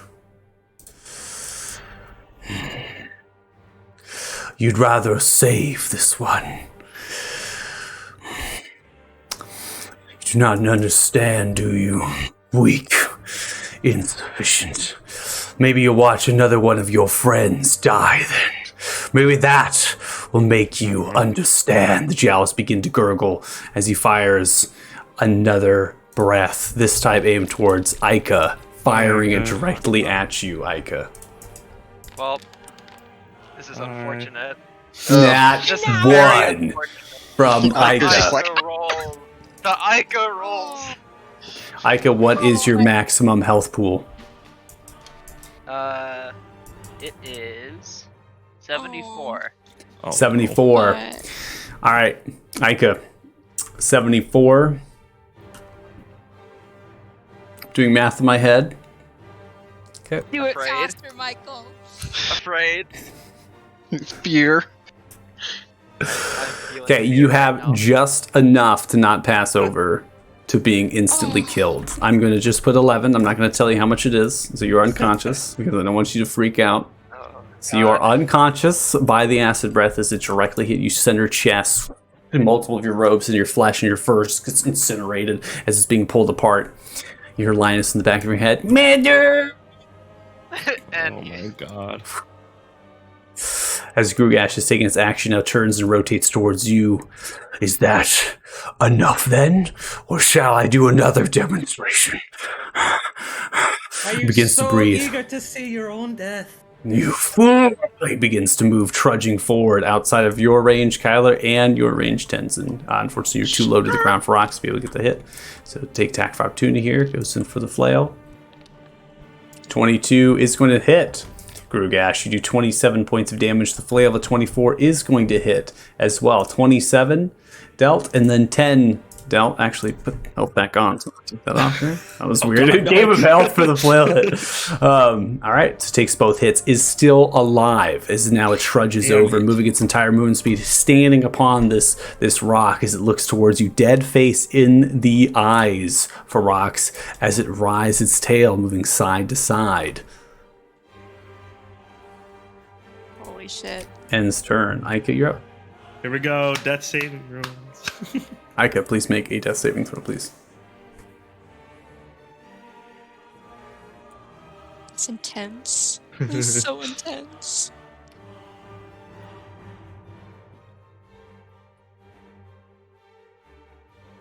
Are you here, or did you crash with power? Oh no. Oh no! They're out. They're out. Oh no. Oh my gosh! Is this like a good time to pause? It might be. Yeah, probably. If Sage is not here, this is going to be a very Yeah. huge tournament thing that's happening here. Yeah. Oh my We gosh! should probably end it for the night. We might have to end it here. If Sage is gone. That seems like a good time. Yeah. Mm. Okay. I'm gonna make the call because I'm not gonna have anything happen Yeah. to Ica while Ica's not here. That would Kill not be Ica while be he's chill. gone. And we are 12 minutes past the time. We did start late, so I was gonna play later. But all right, well, I think I'm gonna call. Is everyone in agreement to that? Yeah. Everyone fine, solid with yeah. that? Find it, call it. We'll finish this next session. Okay. All right. Well, Holy crap. round 8. Cliffhanger of the century. Cliffhanger. 2 really big cliffhangers in a row. Tenzin zombie and Ica death. So we'll go ahead and close out the music.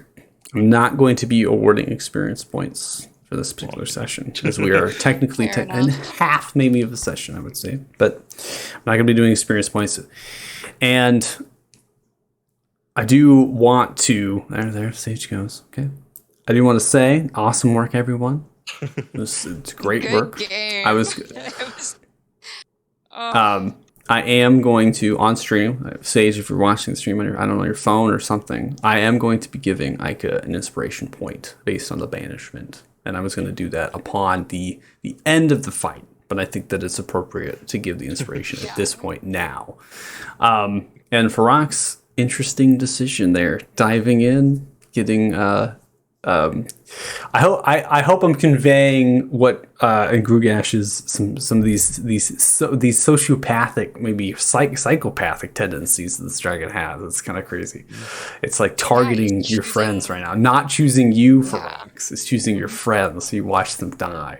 I like that I'm purposely would running at him rather- expecting to die. He's just like, nah.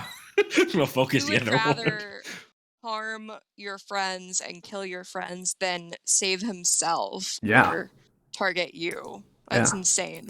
So it's interesting because he opened up with being like, I'm in to make a deal. I want to save and everything, and that all might have been just a lie, and he might have been more about just power grabbing and other things. It's too hard to tell. I mean, you rolled insight checks. It seemed to be telling truthful, right? Upon making the deal and wanting to save themselves. I don't know. It's tough, but maybe that was whatever was banished, and who knows? It's tough to say. Not over My yet. man needs not over yet. therapy. Now, yeah. Okay. 15 fucking health. Well, if you're watching the stream, thanks so much. Really appreciate it.